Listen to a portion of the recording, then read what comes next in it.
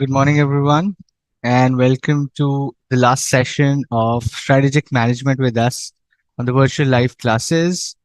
A very good morning, Kiran. Hi, Pranav. Hi, Avni. Hi, Sushil. Good morning to all of you, and very happy to see you on Sunday morning.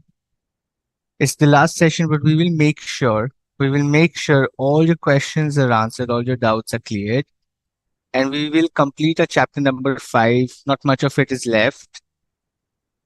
And then we would get into question and answers. We will do some practice questions and then conclude our entire syllabus today. Okay. Hi, Soumya. Hi, Swati. Morning. Happy Sunday to you as well, Soumya. Right? 7 a.m. Most of the sleep is gone by now. Had the classes been even earlier, then it would have been a problem. But 7 a.m. is a good time. Hi, Ritu. Hello, Kushi. We'll just give another 2 minutes for people to join in. Right? We'll give them 2 minutes before I start with the revision of what we did in the last class. And then we jump on to our topics for today, which is organization structure, culture, strategic control, and performance measures. Okay, Kiran, you can't hear us. Else also has to give me a thumbs up if you guys can hear me, or Kiran, is that a problem on your end? Can others hear me as well? Hi, Swati, Ritu, Khushi, Soumya, Sushi, Lavni. Can somebody give a thumbs up? Okay, if you can hear me. Let us know if you can hear me because Kiran says can't hear. I just checked my audio is working, my internet is working.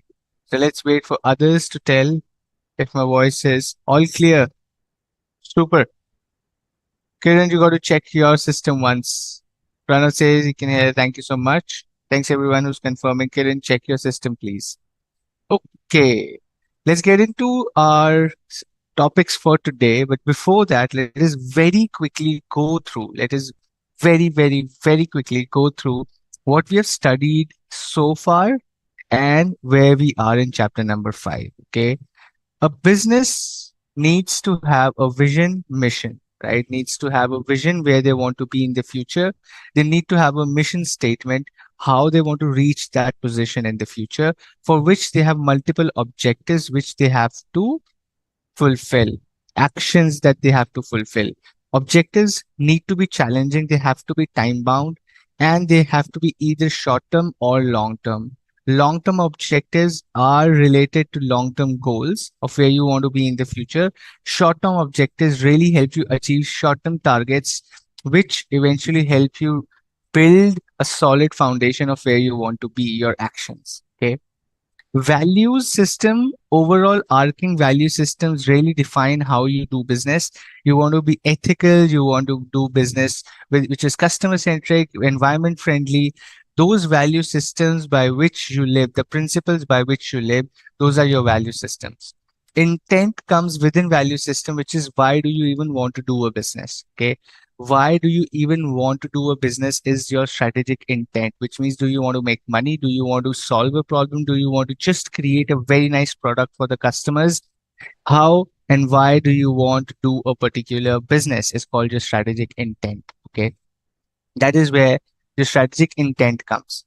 We talked about SWOT analysis, figuring out your strengths, figuring out your weaknesses, figuring out the opportunities outside the organization and threats outside the organization, and matching those strengths and weaknesses with opportunities and threats so that you can be a successful business. Okay. We talked about external analysis, where we talked about pestle analysis. We talked about strategic group mapping. We talked about environment. We talked about demographics. We talked about socio-cultural environment. We talked about so many topics wherein we've understood that things beyond the control of the organization, which is macro environment, can really impact. And those macro environment factors are common for all the businesses. It's not like for me, the macro environment is different, for somebody else, it's going to be different. It's the same for each of the companies in the industry or in any other industry. If GST rate is changing, it's changing for everybody. It's not just for me, for my competitors, for my peers, for my suppliers. सबके लिए वो change होगा. Those are called macro environment factors. Okay. Then chapter 3, we were talking about internal analysis. We figured out how do you analyze yourself as an organization, right? Wherever do you see things which are actually bases your own. So strategic mapping, your competitors, your core competency, your competitive advantage.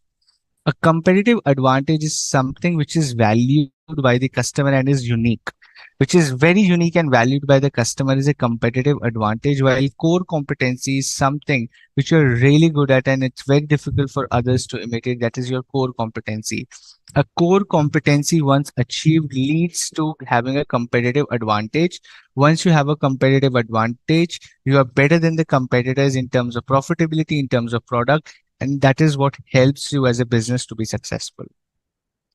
Then we talked about once you have your vision, mission, objectives, everything clear in your mind, you have done internal analysis, you have done external analysis, then you go on to figure out a strategy. You go on to select a strategy for yourselves.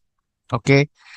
Now, for that strategy, there are a couple of strategic choices. Either you go for a market development, market penetration, okay, or you go for a basically diversification or a product development. You go for an innovation, you go for merger and acquisition, you go for a diversification, concentric diversification, conglomerate diversification, or you go for a mergers and acquisition, right? Or you go for a strategic alliance. And you figure out that maybe these are couple of strategic choices that I have. And if the business is not working, you have more options. Either you go for a turnaround strategy or you go for an exit. When you exit, you either divest or you liquidate. Divest is small portion selling, liquidate is selling in a one go. Big chunk selling is called liquidation. Okay. Now, if I go further into understanding where we were in chapter number 5, after we did strategic choices, we came to chapter number 5, which is strategy implementation and evaluation. So when you implement a strategy and how you evaluate a strategy. Chapter 1, 2, 3 done, strategy, execution, and evaluation. Okay, let's go into deeper. So first you do strategic planning and do operational planning, high level planning and planning of each and every action that needs to be taken to achieve that strategy is operational planning. And then you have certain uncertainties to deal with, right? There will be things which are beyond your control, right? It can be changes in the market, competition, pricing, any external factor, regulation, law change, legal things change. So your strategy has to be flexible. It should be diversified. A product, a market, one single geography, one single product. It should not be just dependent on a very few factors, because if that changes, your business goes for a toss. So learn to diversify.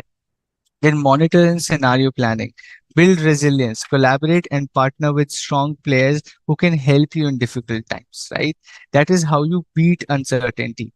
Then we talked about efficiency and effectiveness. Efficiency and effectiveness, doing the thing right and doing the right thing, right? Efficient can be a person who is doing absolutely the right thing as per process, but effective is the person who shows results, right?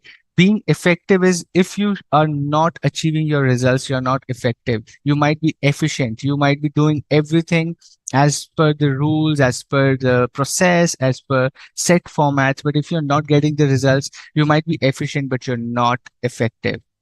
Okay. Then we talked about this. Formulation comes before implementation generally, but there are backward and forward linkages.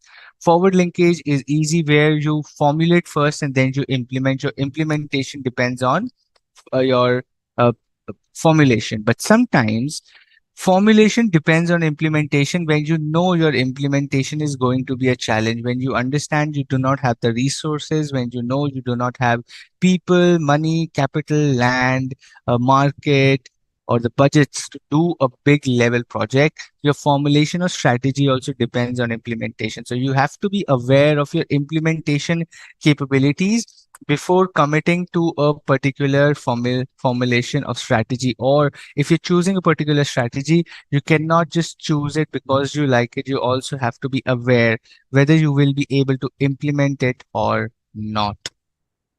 Okay.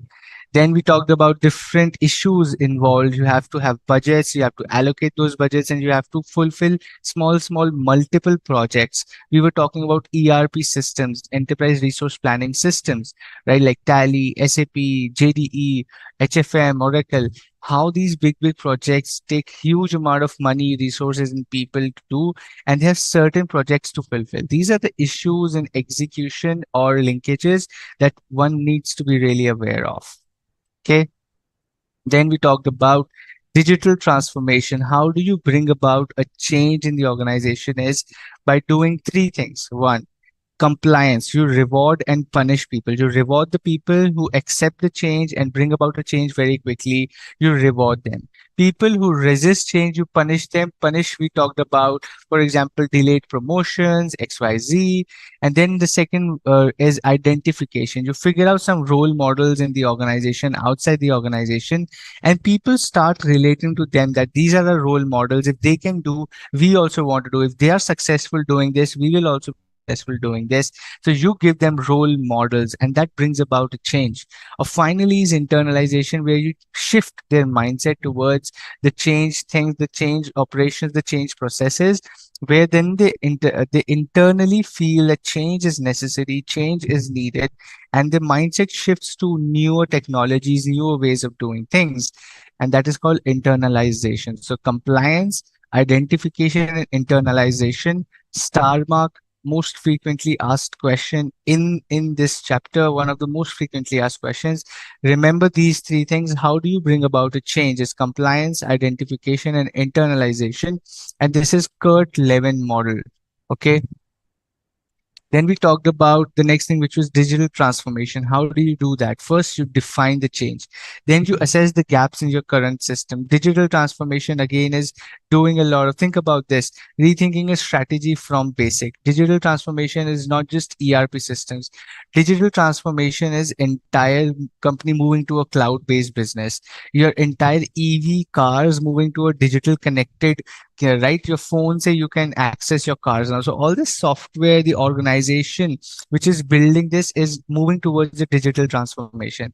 So one, define the change. Why do you need the change? What kind of change do you need? Then assess the gaps in your current system versus the processes that you want in the future. Then you have to do creation of a roadmap of small projects, small goals, how you want to reach there, develop a well-defined plan with very clear timelines, and finally implement and figure out where is the support that you need from your organization, from leadership, from people, from external parties, from consultants. Who do you need support from to make that project successful? That is called implementation and support. Okay. Certain best practices to bring about a change in the organization. We were talking about one, begin at the top. First, the leadership has to be convinced that change is needed, and they should be able to convince others as well that the change is needed. Number two, ensure change is both necessary and desired. Please ensure that change is both necessary and desired. It should not be people feel unnecessary change है, इसकी तो जरूरत ही नहीं थी. People should feel that change was necessary and that was needed, and hence we are changing. Number three, reduce disruptions. When the change is happening, do not create a process of change. The transformation should not be where people the work of the people is hampered in such a way that they're so irritated and frustrated that they don't want to change at all. It should be a smooth transition always. Number four, encourage communication. People should be able to talk to their managers. Managers should be able to talk to their subordinates. People should be able to talk to their peers, cross-functional teams. Finance should be able to talk to HR. HR should be able to talk to marketing. Marketing should be able to talk to procurement. Procurement should be able to talk to leadership, right? It should be a multiple two-way, three-way communication, and that ensures the change. During that change, people feel comfortable in sharing ideas. Recognize that the change is norm and not the exception, which means it is a rule and it is not a choice. Okay. It should be recognized that people know that change that the organization wants to bring is necessary and is a rule. It is not a choice कि हाँ मैं करूँगा मैं नहीं करूँगा. It's you do not have a choice. It is a norm. It is not an exception. Okay. Last topic we touched upon yesterday was McKinsey's 7S model, which helps you analyze the overall health and ability to adapt. Okay. The two broad themes within McKinsey 7S model are hard S's, which is hard S of the McKinsey 7S model, and soft S. You have three hard and four soft. So three hard S's are strategy, structure, and systems. They are called hard because they are very difficult to change quickly. You cannot change these quickly. It takes a lot of time. The strategy, the structure, and the system. Strategy is the overall plan of how you want to achieve where you want to be. Structure is what we are going to talk today, is the organizational hierarchy and reporting lines. And systems are workflows, processes, technological infrastructure. It takes a lot of time to change. Hence, they are hard S's. It takes time. They're rigid. They're well defined. It takes time to move them. They are very hard.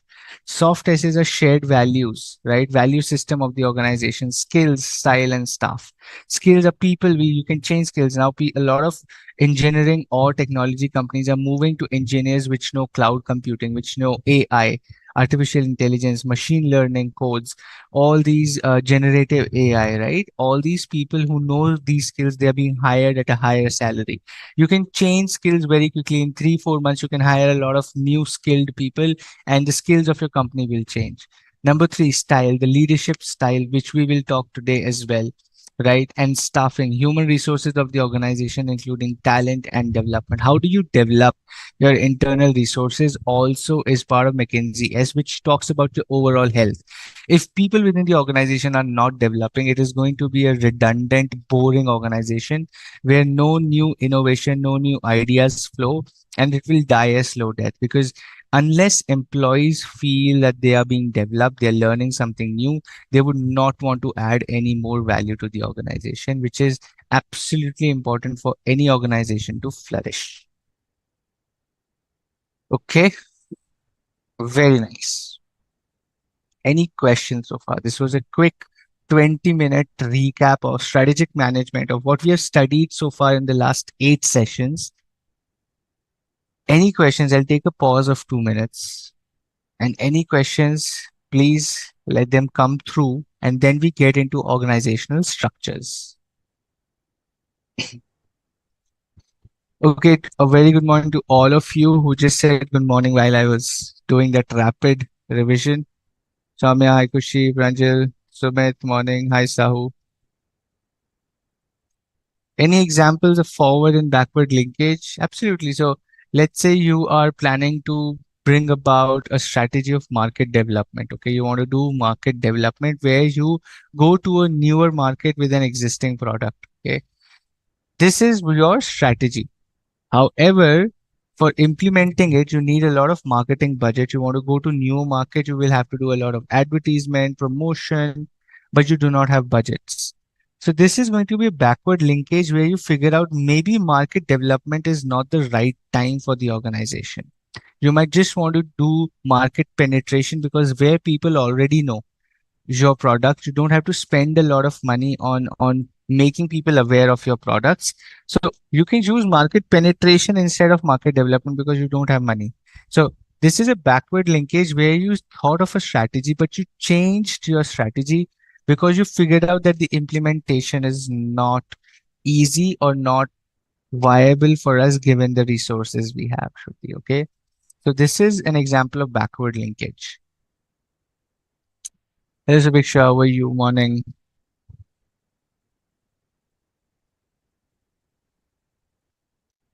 ADL matrix, Ranjali. Oh, I'm not going to explain all of these things. You can go and revise this. Any doubts from concept perspective? You can go and watch my recorded videos on YouTube as well. You will get to know everything there. Ask me questions which are confusing you, not revision. Revision you can do yourself. Study material भी पढ़ना है अभी. Just saying. Don't go to examination thinking, wow, live classes देख ली, PPT देख लिया तो exam हो जाएगा. You have to study the study material as well. वो भी पढ़ना है अभी.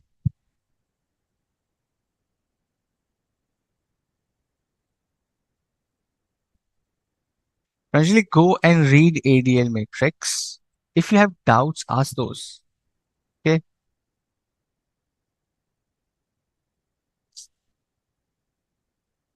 Where are you reading this statement to?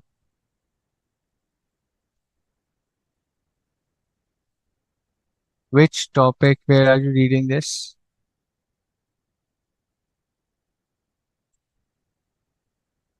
Generally in English, prune product lines, basically prune means which are dried up, old products no longer in use. That is called prune. So prune product lines means products which are no longer in use or need to be exited from the organization. Those are called prune product lines.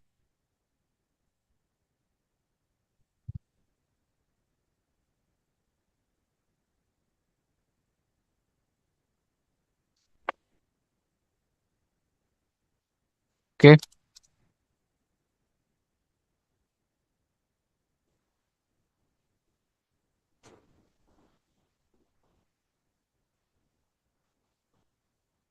Pranjali, tenable and favorable. Tenable means things which can protect themselves from harm or attack.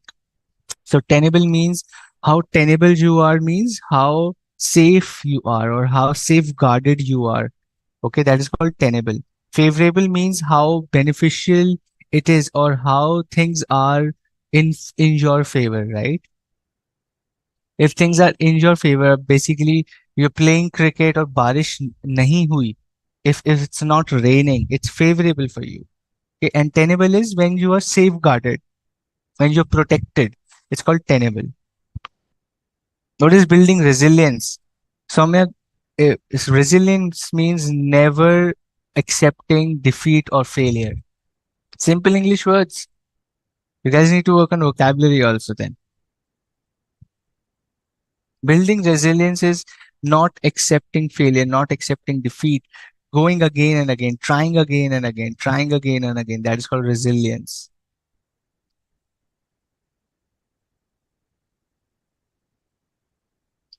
That is called resilience. Okay, very nice. Let's go to a topic for today, which is organizational structures. Okay, now organizational structure basically means who does what, who reports to whom, and how teams collaborate. Okay, an organizational structure, back to the slides.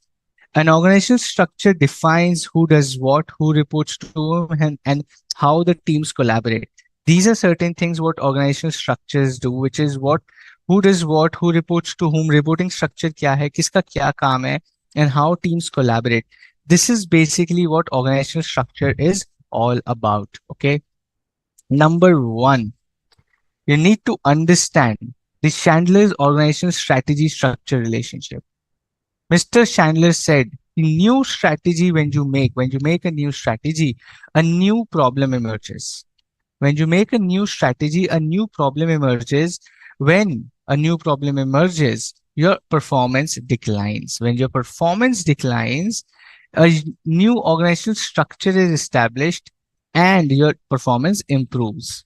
When your performance improves, the next strategy, and then again a new problem emerges. When a new problem emerges, you change your structure again, and the structure is established, and then you improve your performance. And when the performance improves, then you go for the next big strategy, and again a new problem emerges. So the relationship is, as strategy changes, so does organizational structure. Strategy के साथ organizational structures change as well. When the strategy changes, so will the organizational structure. In the same volume, maybe not, but थोड़ा सा structure change होता है. Now, let's get into understanding structures. Okay. The types of organizational structures we will study in this chapter are: one, simple structure, functional structure, divisional, multidivisional, SBU, matrix, network, and hourglass. Okay. 1, 2, 3, 4, 5, 6, 7, 8. 8 types of organizational structures is what we will study, and very, very easy. It is not complicated. The study material might feel complicated, but let me simplify it for you. Okay, simplify करते हैं. Let me just stay here on this page and then simplify it for you. And then we go to basically understanding.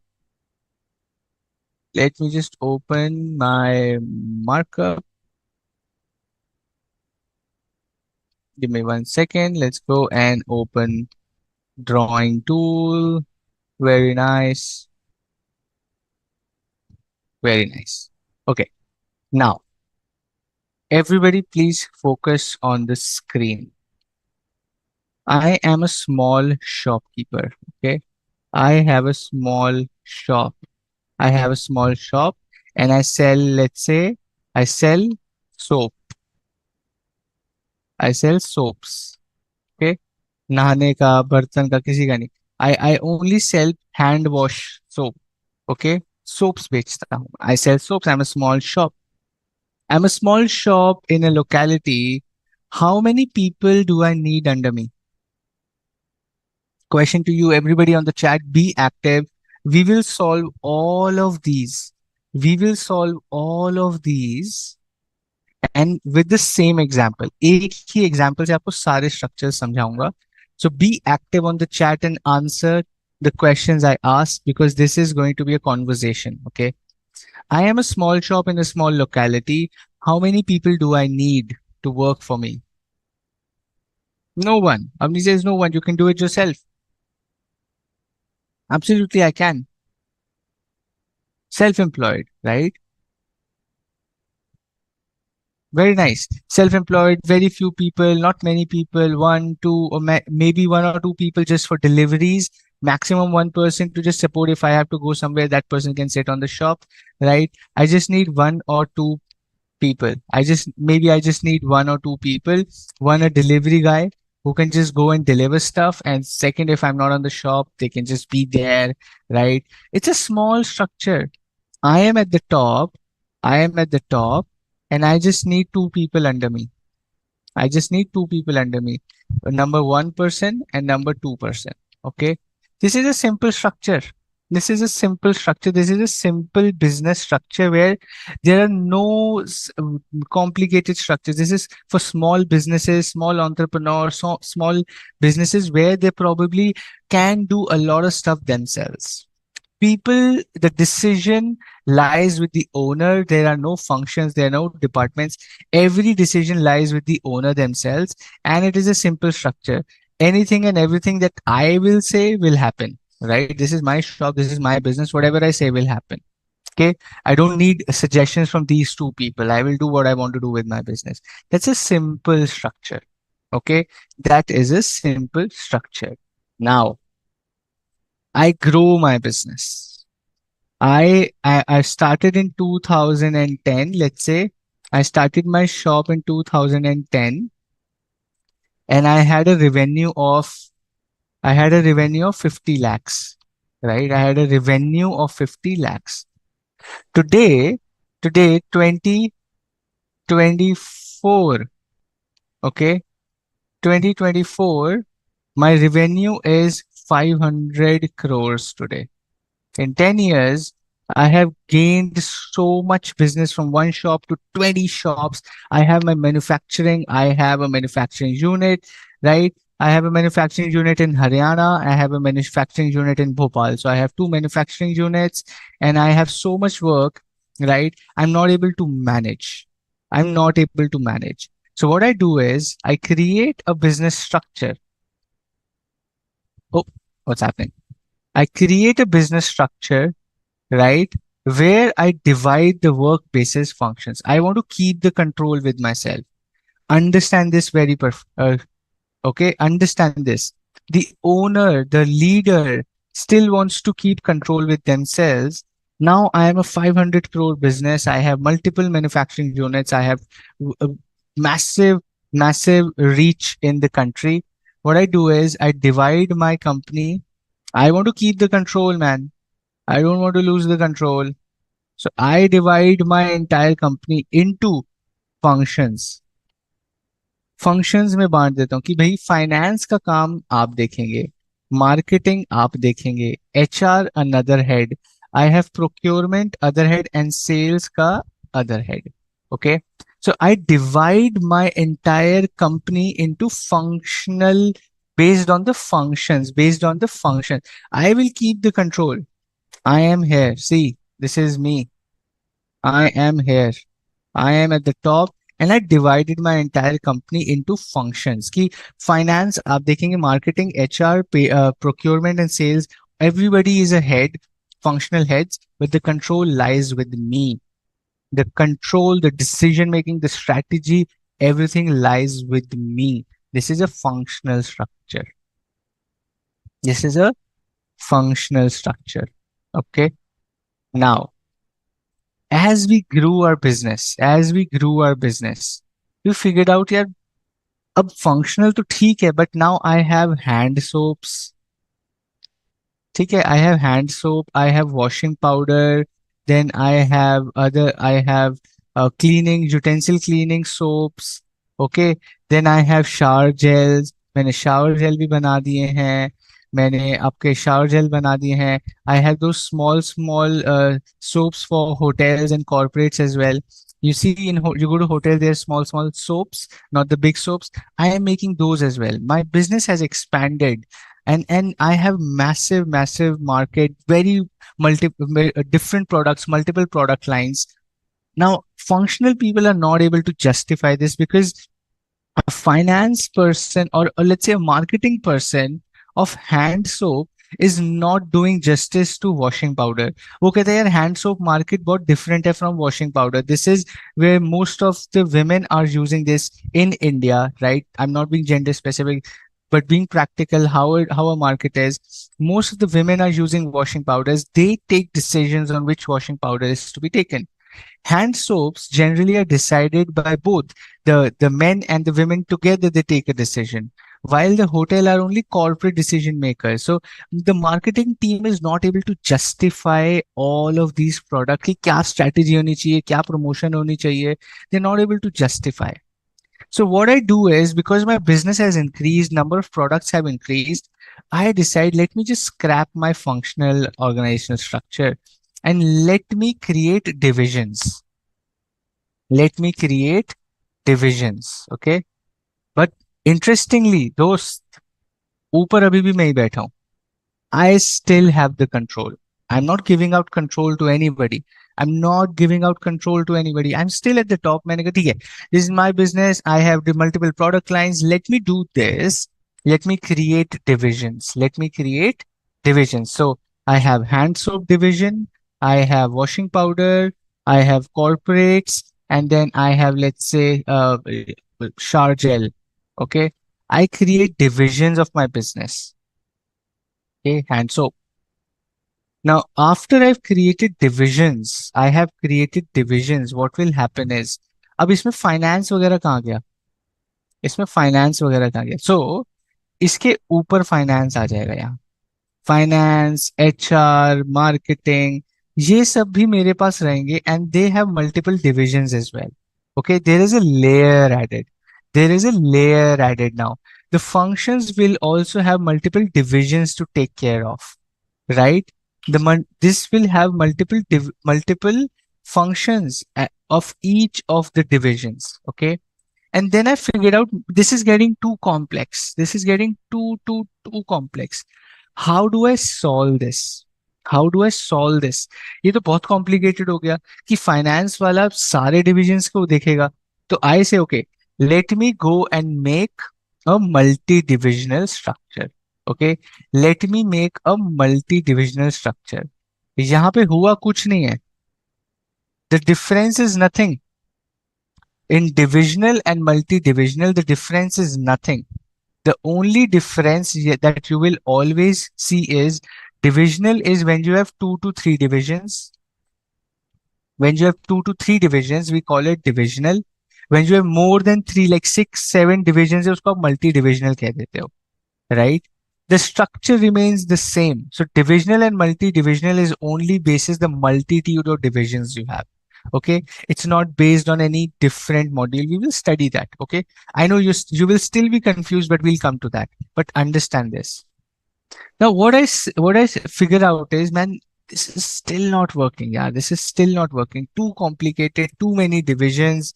Finance head ऊपर बैठे हैं, नीचे hand soap है. Who is doing what? If finance is taking care of hand soap also, washing powder also, if I have to figure out the finances of washing powder, I talk to the finance head. They go and figure out from the division. Then division gives back the information that finance collates it and then gives it to me. Speed नहीं है, efficiency नहीं है. What do I do? इसे okay, इसको move कर दो ना नीचे, इसको मूव कर दो. So every division every division will have their own set of functions. You move all of these, right? You move all of these.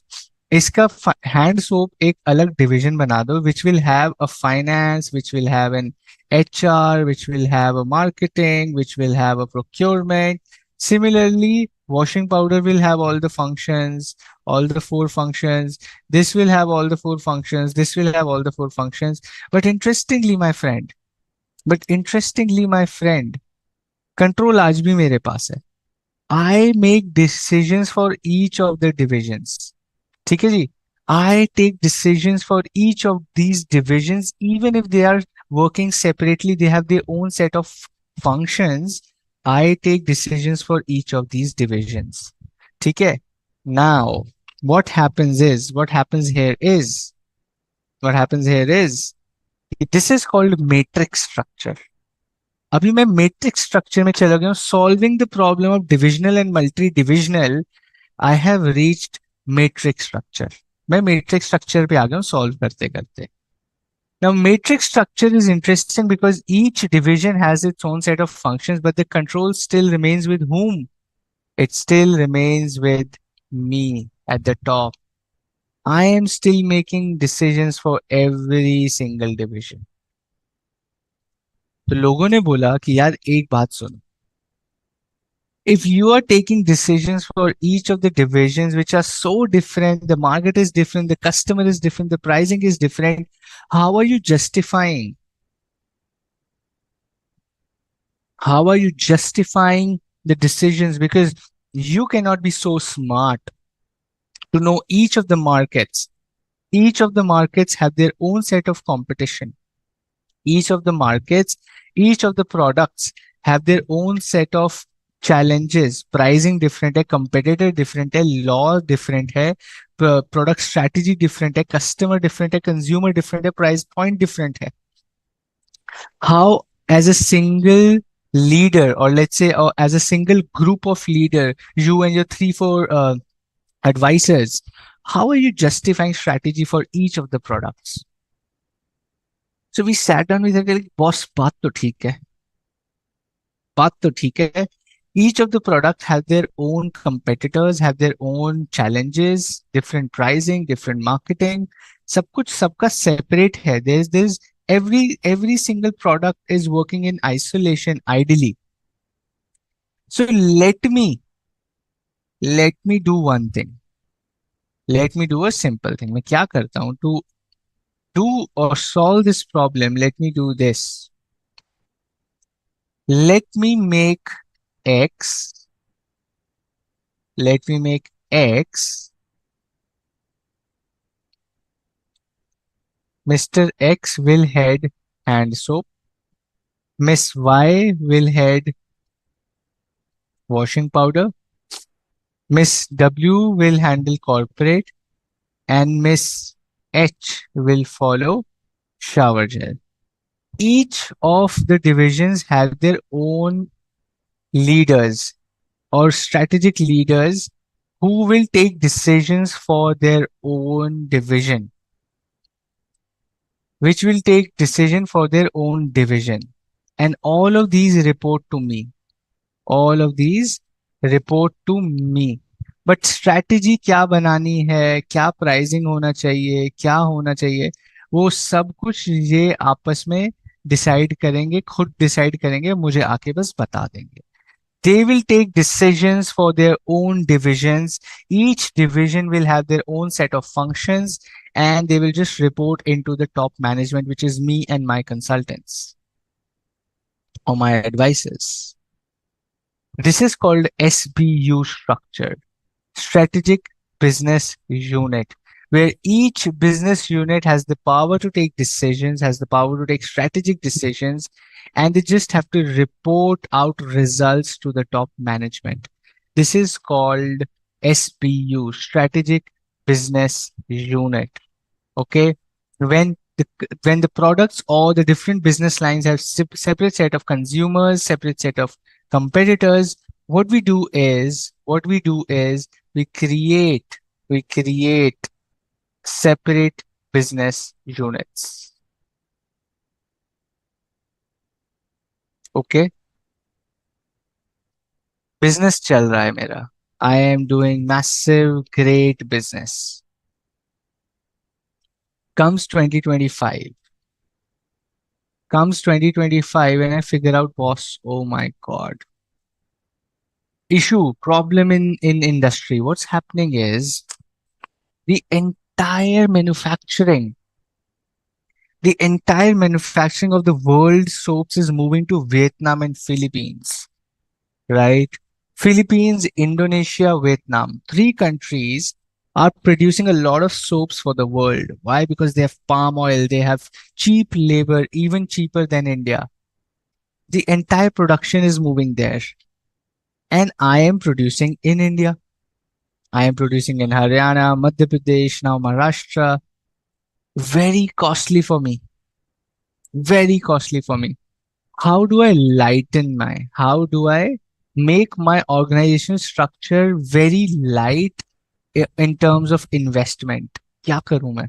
What should I do to make my organization structure light? Because it's too heavy, too many people, too many decision makers, too many strategists, too many products.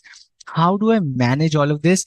And when the production of the world is moving to Southeast Asia, what I do is I say, boss, listen, the entire structure is gone. I will sit in the center. अभी मैं top पे था. I was at the top. Now I will sit in the center. Oh, I made A and wow, why is this happening? Anyway, you know I'm making an A. So I am sitting in the center and I outsource my entire function and operations. I outsource my all operations and functions to different people, to different companies. What I do is, what I do is my production is done by a company in Vietnam.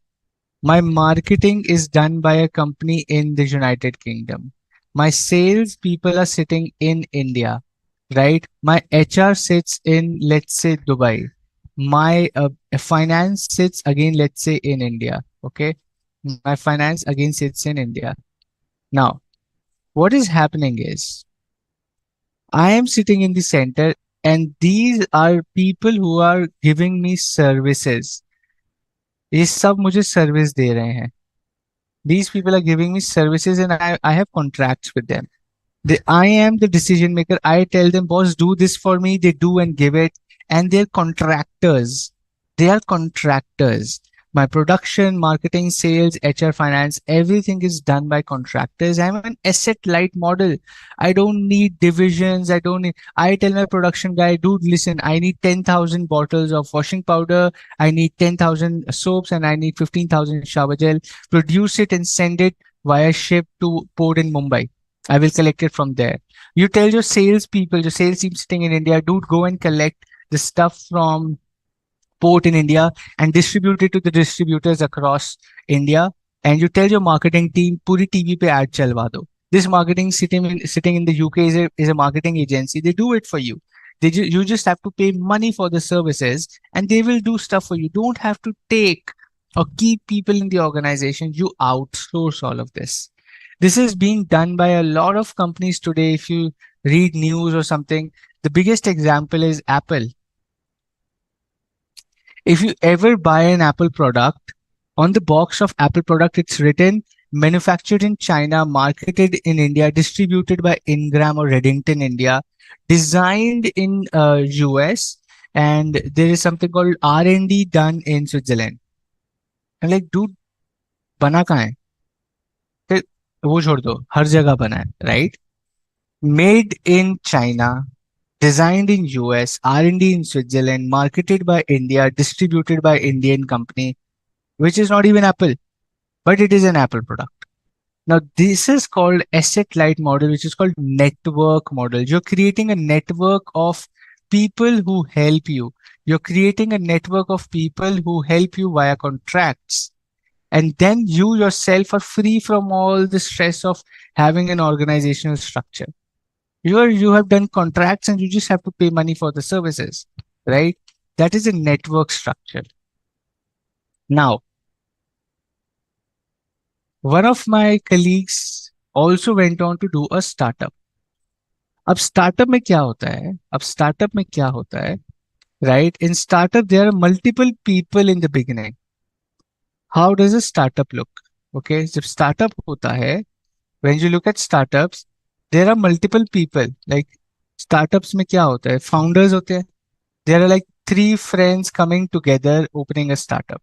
Now, three friends, all the three are important people, all the three are founders. तो तीनों leaders हो गए, right? And they need a lot of people to execute their dreams and their strategy, right? बहुत सारे लोग execution के लिए चाहिए.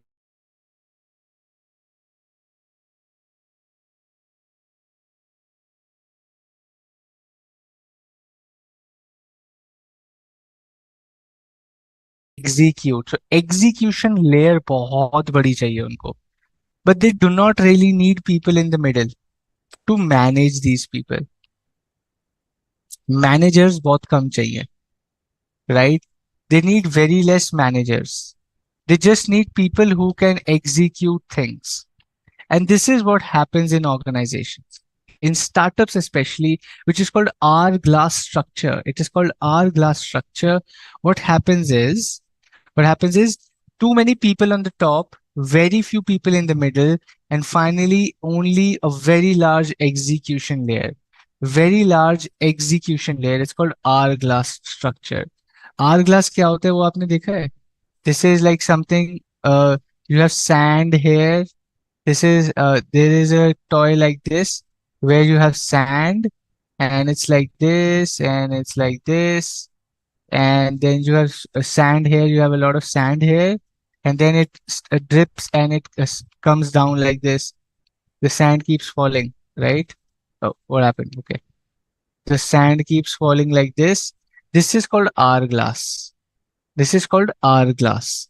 And similarly, it is big at the top, it is small in the middle, and it is again very large at the bottom. Okay, very large at the bottom. It's called hourglass. It's very large at the bottom. Okay, this is hourglass structure. It is hourglass structure. Okay, are we good till now? We will go into each of the structures in detail for the next 15-20 minutes. But is this clear so far? Yes, okay, thumbs up. No, we need more details.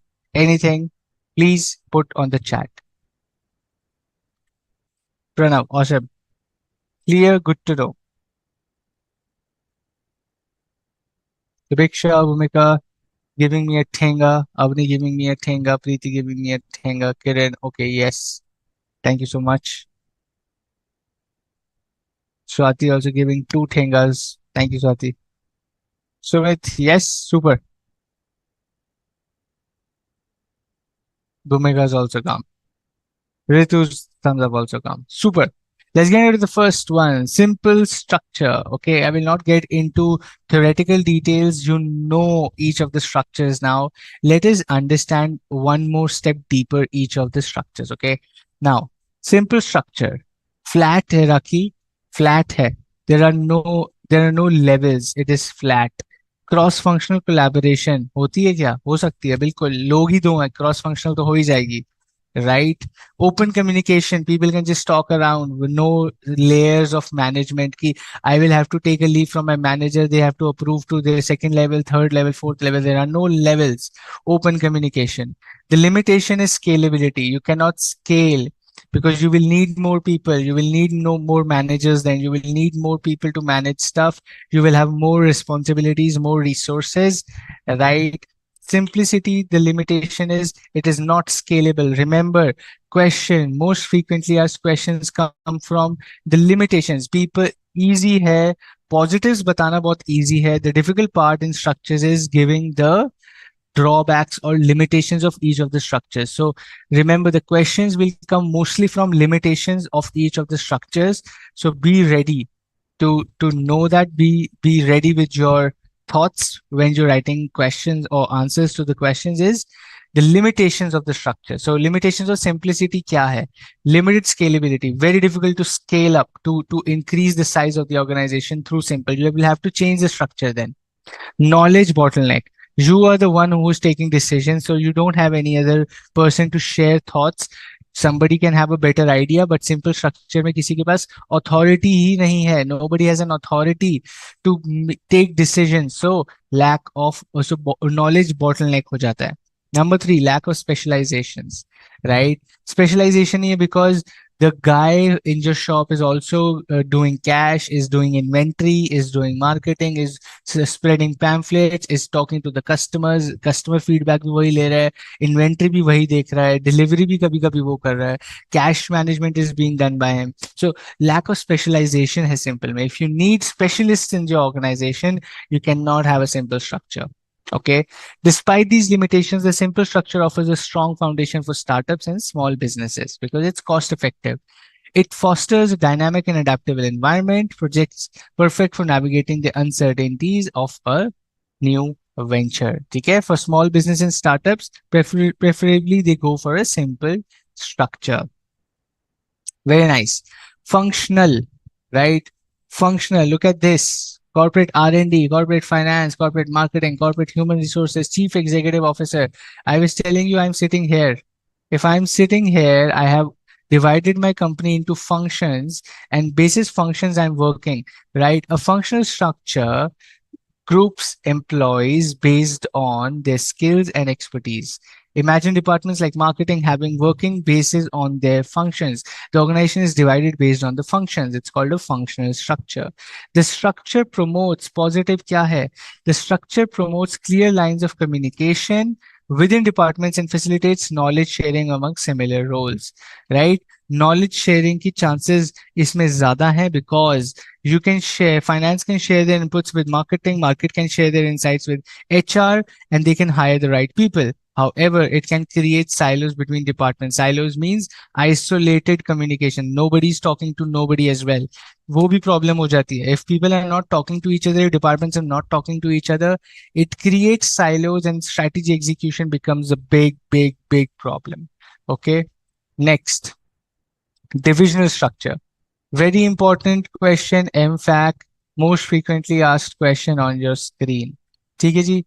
Based on what generally do we create divisions? Divisions are generally created based on what?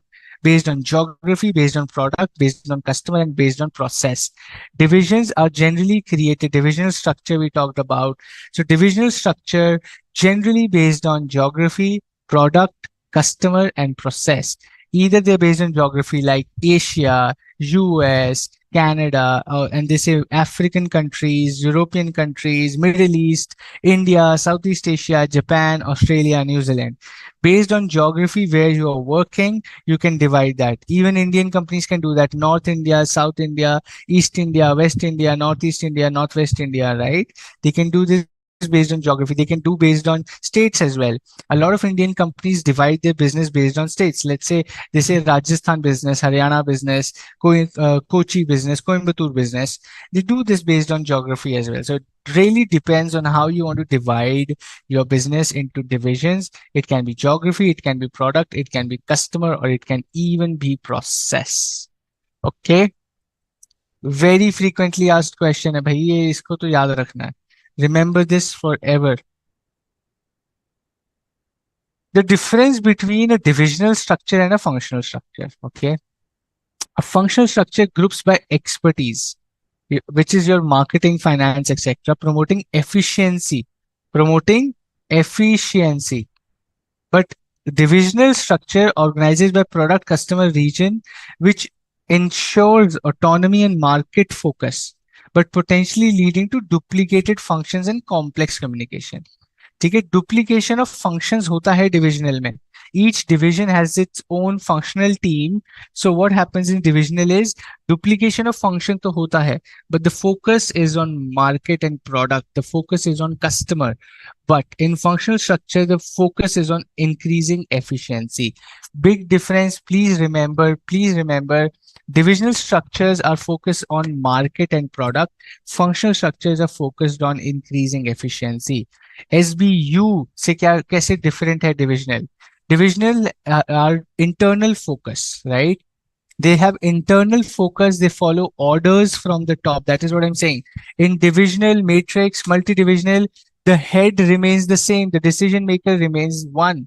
Organized by product, customer, focus on internal efficiency within assigned area, limited autonomy in decision making because decisions are made by the top management only.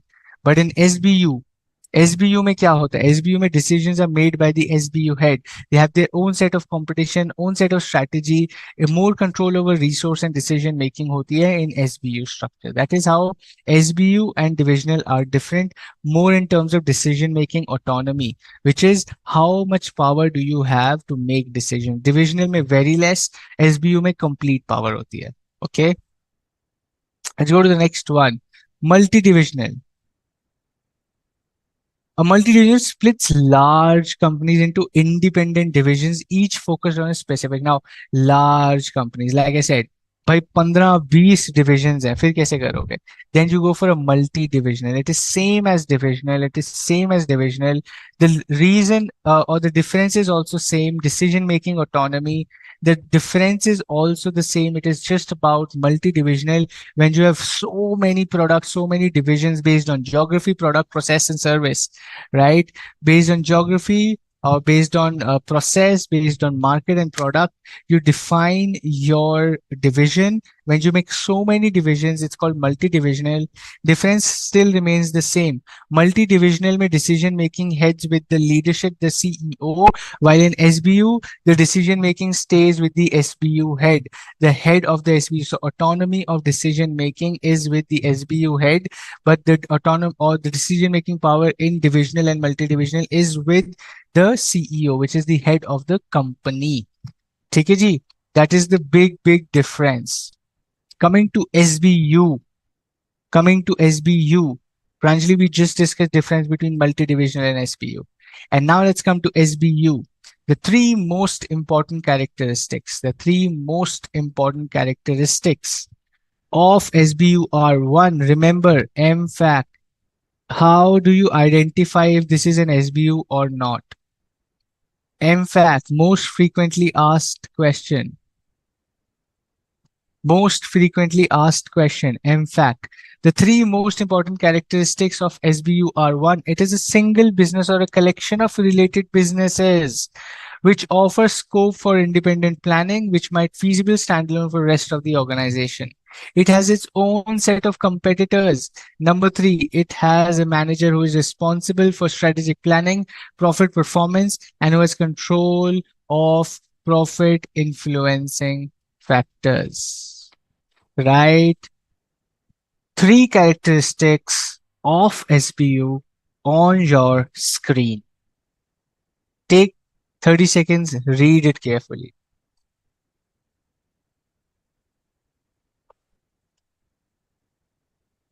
Take 30 seconds, read it carefully.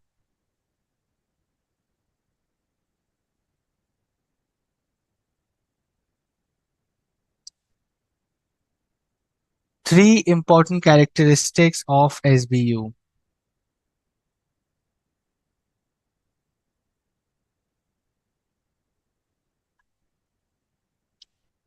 One, separate set of competitors. Right. It is a single business or a collection of businesses grouped together basis a certain scientific model. We'll talk about that. Number three, it has a manager responsible for all the decision making, profit performance, and control of profit influencing factors. Okay. It means SBU cannot be a conglomerate. It is a conglomerate. It is a conglomerate. It is Reliance. It works on an SBU model. Reliance works on an SBU model, right? It can be a conglomerate because one SBU can be one product line. The second SBU can be a separate product line. Doesn't have to be the same. Doesn't have to be the same, right? Related businesses grouped together in one SBU. Preeti, okay? Now, I make shoes, I make clothes, right? I make shoes, I make clothes. I also make what? Let's say I make home decor. कपड़े बनाता हूँ, जूते बनाता हूँ, home decor बनाता हूँ. Let's understand this with the example. Don't get confused here. Let me explain SBU very clearly to you, okay? Every SBU has a division.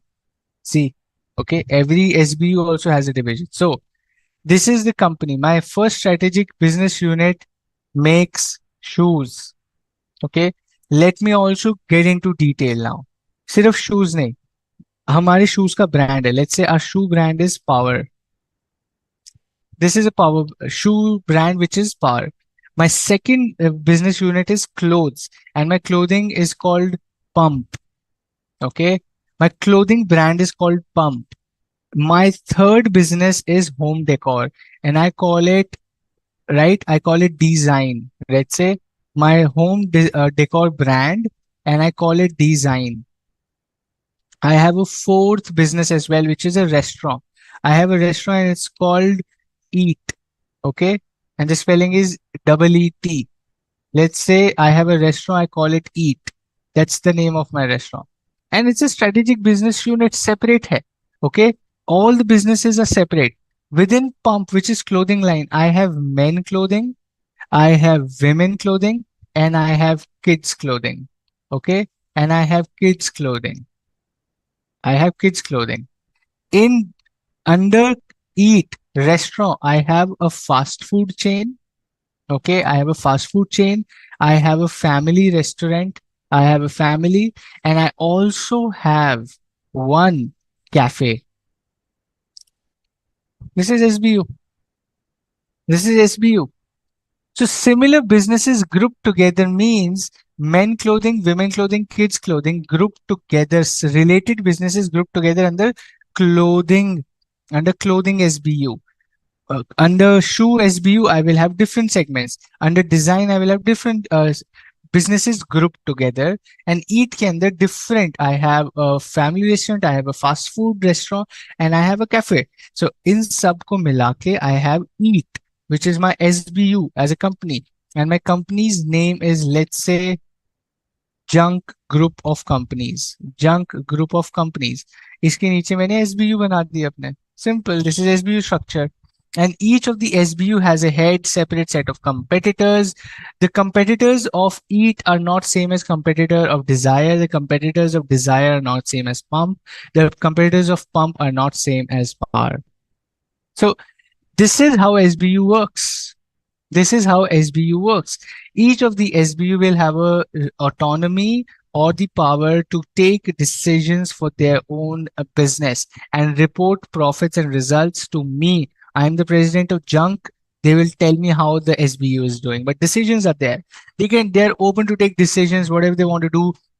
I want the results. I say, okay, my clothing brand should grow by 20% in the next 2 years and I should get 15% profits. I give them targets.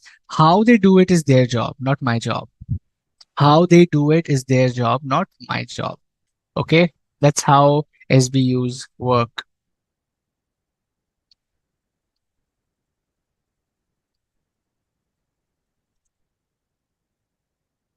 More clarity on SBUs here. Okay. Grouping method. SBUs are scientifically grouped together. ऐसा नहीं है आपका जो मन आप SBU बना सकते हो. In division, you can do it. When you're doing divisions, when you're making divisional structure or divisions, you can just put anything what you want in a division ki yaar ye दो तीन business merge करके एक division बना देते हैं. You can do that. Playable. It's playable. Divisional structure is playable. But SBUs are scientifically created, right? Read this. Relatedness. MFAC again. Most frequently asked question है ये भी. Relatedness of SBU is either they will have similar technologies, similar products and services, similar target markets, or similar marketing skills चाहिए. Basis these four criterias, you will create an SBU.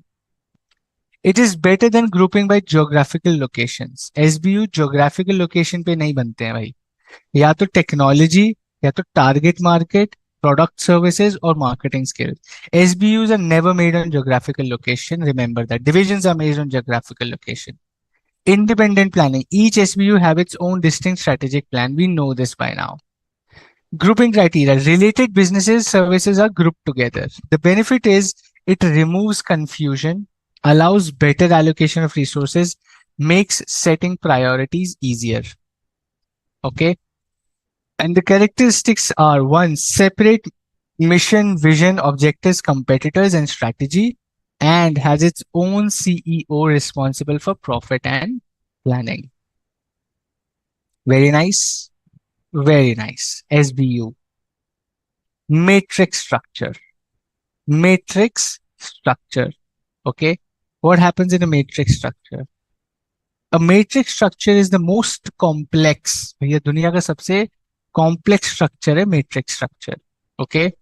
Due to its dual reporting lines and communication channels. ऐसे भी communication जाती है, ऐसे भी communication जाती है. Up and down, it goes up and down, it goes right and left. It goes right and left. Let me give you an example. Not from this, I'm finding an empty space and there I will give you. Okay. Now, let me talk about matrix structure. Okay. I will give you an example of Indian IT companies कैसे काम करते हैं. Like, okay, matrix structures.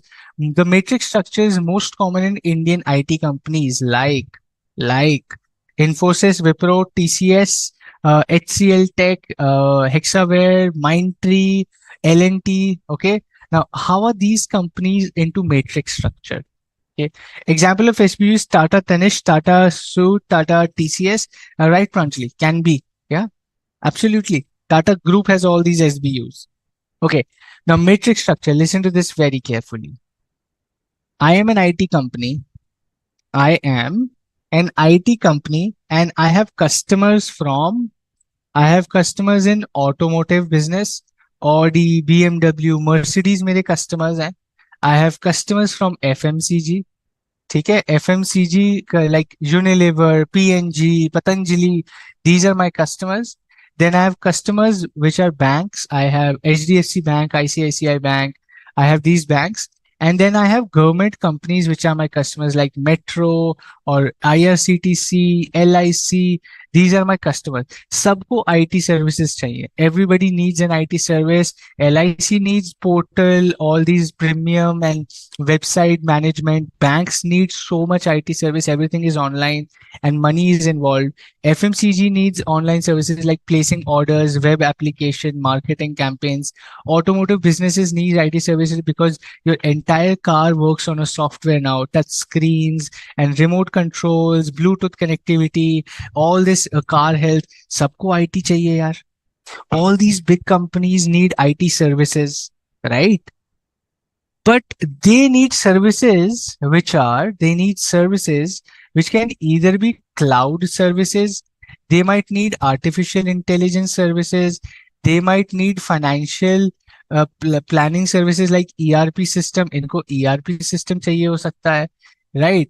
या फिर इनको basic engineering website management चाहिए हो सकता है. They might need website management, or they might need also app development. They might need multiple services with multiple customers. अभी तो मुझे बड़ा मुश्किल हो जाएगा यार. How do I manage my business? If I divide my business into automotive, FMCG based on the customer group, then मैं service basis पे कैसे operate करूंगा? Right? If I divide my business based on the customer grouping, then it is very difficult to figure out which customer needs want what, right? So what I do is I create a matrix structure. What you see on the screen is a matrix structure.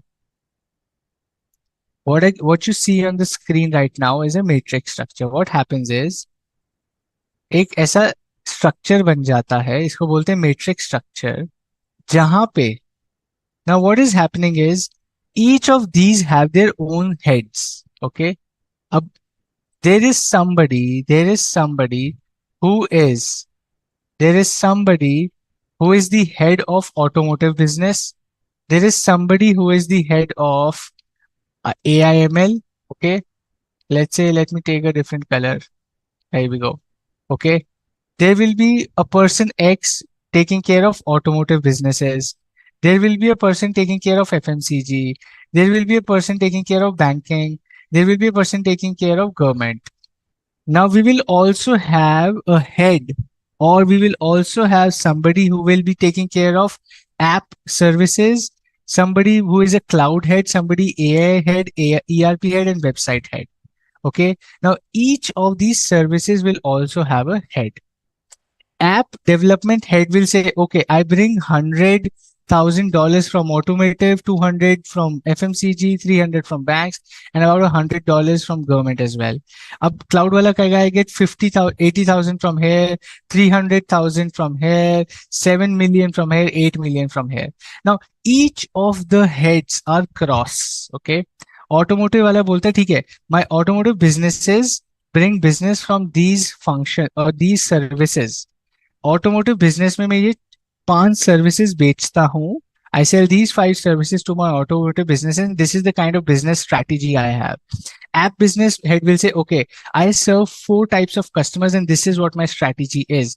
And they have to reach a common decision, and they have to reach a common decision every single box में. हर single box में इनको आपस में strategy align करनी है. They have to align their strategy in every single box, right? कि AI वाले के साथ automotive has to align the strategy, AI वाला has to align strategy with automotive, with FMCG, with banks and government. Auto वाला has to align the strategy with app, cloud, AI, ERP and website. Now this is a matrix structure wherein it is the most complex, but big organizations need to do that. Now each of these will have their own set of functions as well. Automotive का finance, automotive का HR, automotive का marketing, automotive procurement, automotive sales, app finance, app sales, app marketing, app HR, all the functions also have to talk to one another. Just like the heads have to talk, each function will have to collaborate with each other. The finance team of app businesses will talk to finance team of automotive, finance of FMCG, finance of bank. Finance of FMCG will talk to finance of app, finance of cloud, finance of AI, finance of ERP, finance of website. They will talk, they will work together, take decisions together, right? इतना ज़्यादा collaboration चाहिए in big organizations, and that is why Matrix is one of the most complex organizations. If I go to what we were talking in matrix structure, right? Matrix structure is one of the most complex, due to its dual reporting line. Dual reporting line in communication channel. ऐसे भी बात करनी है, ऐसे भी बात, vertical also communication, horizontal also vertical. Okay, I did wrong, vertical and horizontal.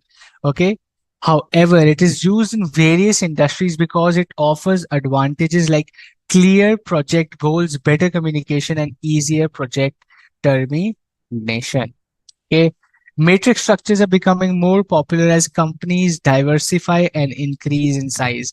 Once you increase in size and diversify, it becomes more popular, and you need to focus on multiple areas of product, customers, and technologies.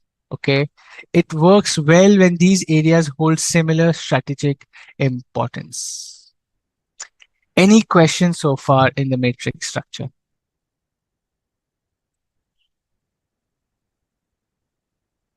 Any questions in matrix structure?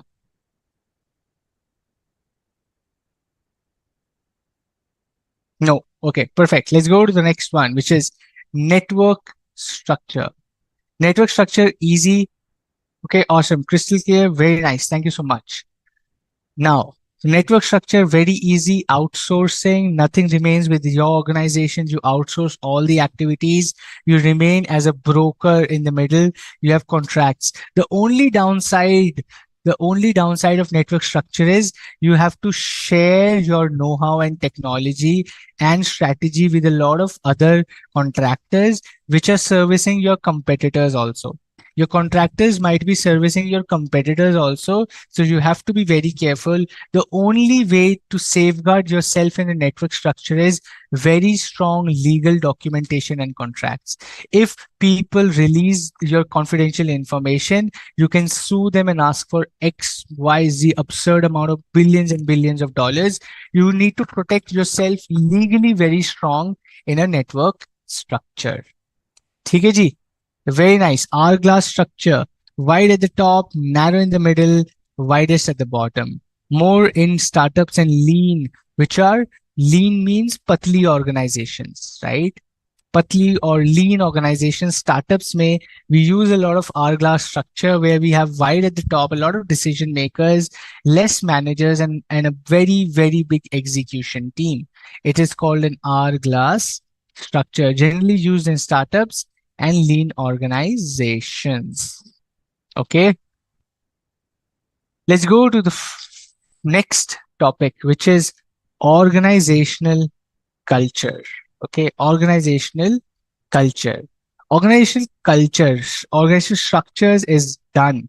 Organizational structure, simple, functional, divisional, multidivisional, matrix, SBU, network, hourglass. Done. Okay. We are moving to the next topic, which is organizational culture. An organization's culture or shared values, right, and behaviors of its employees is very crucial. It impacts the satisfaction, the work ethic, the efficiency, and the effectiveness of work being done in the organization. A problem culture marked by negativity, blame, poor communication can ripple morale and success. So the culture is of utmost importance, because if the culture is not nice, it will eventually impact your execution and your success. By ensuring a positive, healthy environment, one can transform your organization culture from a burden to a powerful asset. Okay. Now, how do you manage a problem culture? How do you manage a problem culture? If there is a problem culture where people are dissatisfied, people are playing politics, people are complaining a lot, there is no proper communication, people don't trust each other, how do you solve that culture in an organization? Because when we talk about structures, structures will be successful when people trust each other, when people talk to each other, when people collaborate and communicate. That is when you probably succeed in your structure. And for that, you need a very good culture in your organization. To manage a problem culture, the leaders must first diagnose it. कि भाई problem क्या है? Why is it happening? Second, they should openly listen to employees, concerns and problems, conduct surveys, take concrete steps. Surveys करवाओ, हो क्या रहा है company में? Why are people so dissatisfied? Address toxic behaviors. If you figure out some toxic behaviors are happening, take steps, clear them out. Promote communication, ask people to talk freely through open forums and encourage collaboration. Number four, celebrate successes and recognize positive contribution. People who are maintaining the culture should be rewarded and awarded, which sets an example that you get rewarded and awarded when you do a particular thing, which is a good culture. Finally, lead by example. The leaders should lead by example. Okay. Embody the desired culture in your actions and decisions. Bhai, how you want the company to be, you have to act like you speak, right? Teach what you preach or preach what you teach, right? That's what you got to do. So a problem culture first, diagnose it, open, listen to the people, address toxic behaviors, promote communication, celebrate successes, and finally lead by example. Okay, that is your organizational culture. Now, culture, we are talking about leaders have to do a lot of stuff in culture. Okay. Leadership has a great role in setting up the culture, but what kind of leadership? Let's talk about strategic leadership. Leadership has to do a lot of things on the culture. If the culture is good, your structure will be successful. So each of the topics are interdependent. Structure acha kab hoga when your culture is good. Your culture will be good when your leadership style is good. Leadership style क्या होता है पहले तो ये समझते हैं. Managers have 5 leadership roles to play in pushing for a good strategy execution.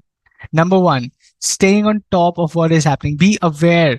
हो क्या रहा है? Don't be in isolation. Do not miss out news, what's happening in the organization. Number two, promoting a culture of esprit de corps. That means we are one as a team, right? Promoting the culture of esprit de corps means esprit de corps is basically one team. It means one team. Remember this. Don't ask me again. कि sir इसका क्या मतलब? I'm telling you right now, and you can Google as well. Promoting the culture of esprit de corps means we are one team. We are one team. Okay, keeping the organization responsive to changing conditions. People should be aware about changing conditions, and managers have to ensure as leaders that they let people know that things are changing. Number four, exercising ethical leadership and insisting that the company conducts its affairs like a model corporate citizen. Okay. Exercising ethical leadership and insisting that the company conducts its affairs like a model corporate citizen. Number five, pushing corrective actions to improve strategy execution and overall strategy performance. Corrective actions leaning heavy and not just sitting there to figure out problems. We have to solve problems. Leaders do not just have to figure out problems, they have to solve problems. That is what this means. भाई solve भी करना है. सिर्फ सुन के मत आ जाना हाँ हाँ I know it's a problem. No, solve that problem. Okay, solve it. Very nice. The PDF is also stuck now. I thought the presentation is going to be stuck. The PDF is also stuck. Let us give it. Now we move. Okay. Two types of leadership styles, transactional and transformational. Okay. Transactional and transformational leadership styles. Unity, right, Swati? Unity. Esprit de corps means unity, one team, togetherness. Transactional leaders and transformational leaders. Okay. Transactional leaders I'm not giving any breaks today. We got to complete the syllabus today. We just have 30 minutes left and we have to complete the syllabus. We'll do it anyway, but still, okay. Transactional leadership style and transformational leadership style. Transactional leadership style क्या होता है? Efficiency in meeting and meeting established goals. The focus is on efficiency. Transactional leadership style, the focus is on efficiency, on results, right? They rely on clear expectation, results, rewards, motivating people that, dude, you got to do what you got to do, right? Transactional leaders do not want to hear excuses. They're like, काम ये है, you have to do what you got to do. There are no excuses allowed. That is transactional leader. Motivation. Motivation is self-interest. They use reward and punishments to ensure tasks are completed. They are task-oriented people. Transactional leaders are task-oriented people. If they have a task, they have an objective, they will clear it, they will ensure it is completed, and they will not take any excuses कि ये क्यों नहीं हो रहा, वो क्यों नहीं हो रहा. Relationship. More transactional focus on task completion and result rather than personal development. They don't believe in building relationship with the employees, with their subordinates. They're like, this is my job. I'm here for a job. I will do my job, go back home. So do your job as well. That is transactional leader. Outcome, effective. They are more result oriented and have a greater success rate in achieving tasks on time. right? They may limit innovation and employee growth, but they deliver results. They may limit innovation and employee growth, but they deliver results. Okay, that is transactional leader. A transformational leader is more into inspire you. They give you inspiration, they inspire you, they want your growth, they want your development, right? They want the results but not at the cost of employee health. They have a shared vision. They're like, let's go beyond work. Let's think beyond work, not just meeting the goals. What next is up for us? Let's think philosophically, right? What appeals to the follower is values, the ideas, the principles, the way they talk, the personality, how friendly they are. It's transformational leader. They build strong, trusting relationship with the employees and subordinates and push them to work based on those trust. They ask for them to work when once they have good relationship with them. And outcomes, increased innovation. More organizations which have transformational leaders are more innovative, have more creative and employee engagement. It drives long term success and change. Short term success kabhi nahi dikhta transformational leadership style mein. It is always a long term. Transactional leaders will always show you quick short term results. वो फटाफट आपको दिखाएंगे 3 महीने में growth, 6 महीने में growth. They will do that. Transformation leaders will never be able to show you success in the short term. It is always a long term game for transformational leaders. Okay. For example, transactional leaders are Elon Musk. Bill Gates was a transactional leader. Right? Satya Nadella is a transactional leader. But transformational leaders are like Azim Premji, Ratan Tata, right? Narayan Murthy. Now, Narayan Murthy also is becoming a transactional leader, telling us to work like 14 hours a day. Okay. But transactional leaders are people who are focused on tasks and results. Transformational, who are looking beyond work, who are looking beyond growth, beyond what currently company currently does. Those are transformational leaders. Okay. I'm speaking a lot today. Are we clear on leadership styles? Any questions on the leadership styles?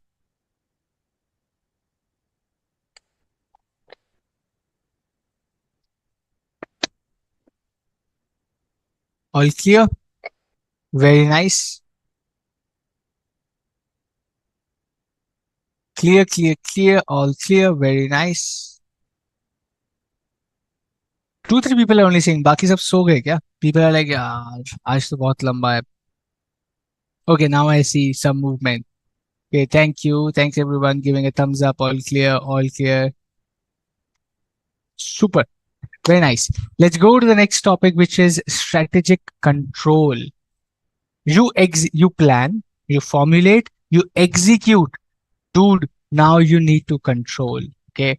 आपने plan किया, आपने vision, mission statement बनाया, you figured out a strategy, you implemented that strategy, you changed the organizational structure, you created a culture, your leadership style is now defined. How do you control and ensure your strategy is actually delivering what it has to deliver? The process of control has following elements. Number one, objectives of the business system, which could be operationalized into measurable and controllable standards, right? Number one, objectives, when we were studying in chapter number 1, we said they should be measurable, right? And comparable. So that is where the control now comes. The objectives that you have created that were measurable and controllable. The mechanism for monitoring and measuring the performance in the system is to be developed for control. There should be a mechanism for monitoring and measuring the performance, right? आपको एक system बनाना है. How do you control a strategy, ensure it's giving the results? Is create a mechanism to monitor and measure the performance. Number 3, a mechanism for comparing actual results with the standards of the industry, right? Detecting deviations from those standards.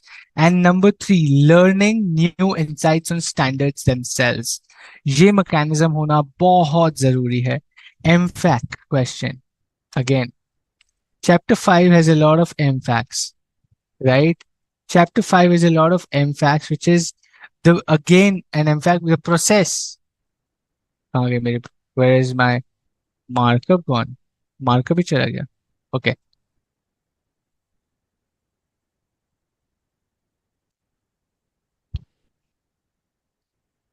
Wow. Markup is gone. Why is that? Okay. Anyway, let's move on. Okay, so this is again most frequently asked question, which is the process of control has one objectives which are measurable and controllable, a mechanism to monitor and measure the performance of the system, a mechanism to analyze and compare actuals with the standards, see where the deviations are from the standards, and learning new insights on the standards themselves. Number four, a mechanism for feeding back corrective and adaptive information and instruction to the system. हमने deviation देख लिया standard से. How do we get that feedback in the system and improve the overall working of the system? That is how you ensure control. Four elements of control, very important. Remember, even important is a mechanism for comparing actuals with standards, deviation from standards, and for learning new insights on standards themselves. जैसे आपको screen पे दिख रहा है, if a question comes, please write in the same bullet manner. Okay, please write in the same bullet manner. If you find or you get this question in the examination, the process of control has the following elements. The types of strategic controls. Type of strategic controls. Premise control. What is a premise control? What is a premise control? A premise control, right, is focused on underlying assumption behind the organization set. Premises क्या है, right? इसको बोलते हैं assumption. Let me just take a patlu pencil. Okay. Premise is assumption. What was your assumption when you were creating a strategy? उसको बोलते हैं premise control. It involves regularly checking the assumptions that market trend, competition, etc., that are still valid. If not, strategy might need adjustment and reflect change reactively or to close to the reality. What this means? Strategic controls. How do you ensure the strategy that you have decided on is the right strategy? How do you control that? Number one is premise control, which means, my friend, which means the premises based on which you created a strategy, the assumptions based on which you created a strategy, assumptions of strategic group mapping, assumptions of SWOT analysis, assumptions of pestle analysis, assumptions of Mendelow's analysis, assumptions of McKinsey 7S model.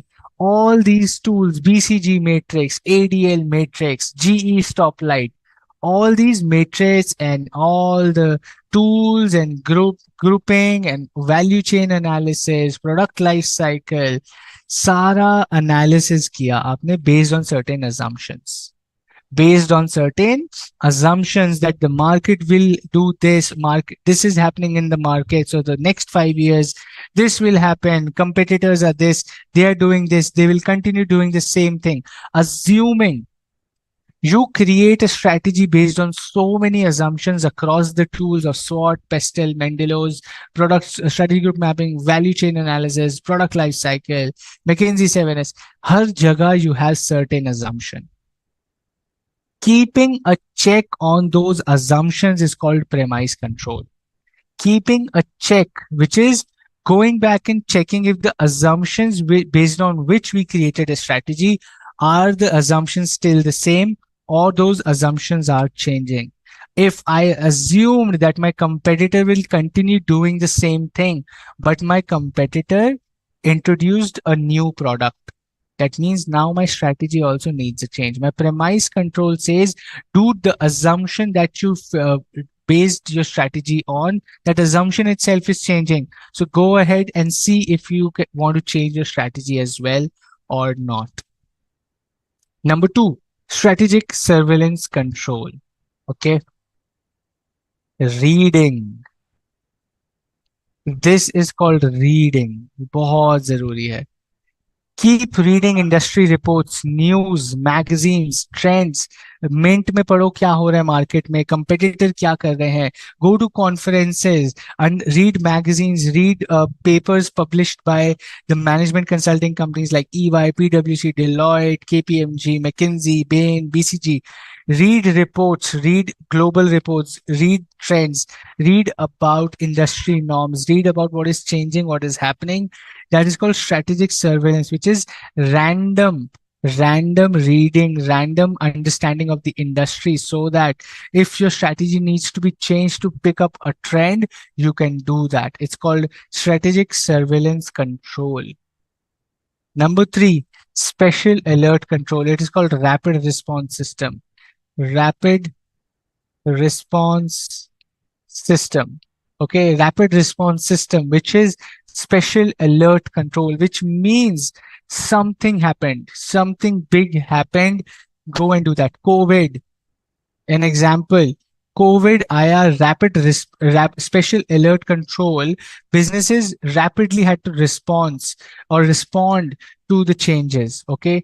The companies had to respond rapidly to the changes, which is called special alert control. Okay. Strategic controls are controls which ensure your strategy is still intact or not. Premise control, your assumptions based on which you have made your strategies, are they still valid or not? If not, you got to go and change those. Strategic surveillance control. Read a lot. Read as much as you can. Read reports, read industry trends, go ahead, attend conferences, read more about what is happening around you. It will give you opportunities. It will tell you about threats. It will tell you about trends. And that's called strategic surveillance control. Gather information which will ensure to improve your strategy. Number three, special alert control, a rapid response system. Something big happens in the environment, something big happens with your competitor. Maybe think about pharma companies. Some new medicine comes. Okay, now a big pharma company innovates a new medicine. The other competitors need to figure out a rapid response system, right? If the competitor is doing so good, right, we also need to figure out a response to this change in the environment. What do we do? Unexpected significant events. Okay, keywords, remember these. Unexpected significant events which can impact your strategy, right? It deals with situations that could drastically impact your strategy. It could be your survival, it can be your profitability, it can be a potential strategic shift, how you do your business. Be aware of that. This is called special alert control. Number four is implementation control. We've been talking about this for so long, right? We know the strategy, we develop a strategy. Execution has to be bang on as well. Okay. Now, implementation control is actually monitoring actual execution. The topics of effectiveness and efficiency, right? You need to ensure if your actions or the tasks or the small objectives that we are giving or the management is giving, right? All of these have to have a check, right? Actual execution is being done on the ground as per expectation or not. If the projects are happening on time, if the projects are happening as they have to be, are there basically the responses to your changes, the responses to your actual execution happening or not? You want a particular person to complete a task in 5 days. Is that happening? You want a particular team to develop a new marketing strategy in 7 days. Is that happening? Implementation control, which ensures the execution, the effectiveness and efficiency of your executive people, the functional people is happening or not. That is implementation control. So strategic control of four types: premise, strategic surveillance, special alert control, and implementation control. A lot of questions in case scenario comes from this. A lot of case scenario questions come from this. A lot of case scenario questions. Okay. Case scenario questions will always come from these such topics, because these are so many examples of what businesses do and execution happens and premise control happens, where strategy surveillance is happening, a special alert control is needed. All of these are very frequently asked in case scenarios. Okay, very nice. Let's go to the next one. Okay, my PDF is again stuck. I've written so much, PDF gets stuck. Let's give it 10 seconds and then we move on to the, here we go. The next topic is, you figure out your strategic control, you figure out your execution, you figure out if things are happening the way you want it to be. But how do you analyze your performance? How do you analyze your performance? For us, the performance is getting marks or passing the examinations. For businesses, how do you measure their performance? Okay. Executives in a variety of business should explore about utilizing strategic performance measure, which we call as SPM. Okay.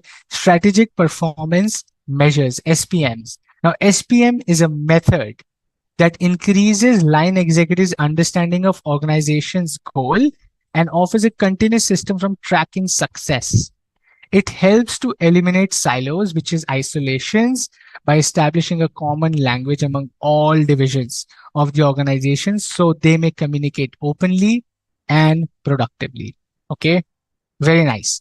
Now, SPM is basically, for example, let's take an example. Before I go to the next slide, a question to all of you. Strategic performance measures, okay? Strategic performance measures for a company, let's say for LIC, Life Insurance Corporation. We all know what is Life Insurance Corporation. What will be strategic performance measures for life insurance premium? Think about it and tell me. You could be right and wrong. There are no right and wrong answers. Think and answer.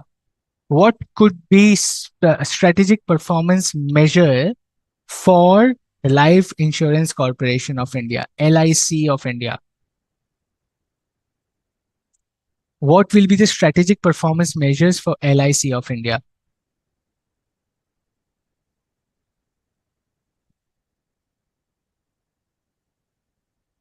How many clients they get, Pranav, correct? Very nice. How many new clients they get? So new customer acquisition can be a strategic performance measure. I want answer from each one of you. Strategic agents reaching provided targets. Okay, Swati, very nice. If agents are meeting their targets of number of policies being sold or not, are people achieving their targets? Very nice. What else? Customer acquisition. Okay. Think beyond customer. Think beyond customer.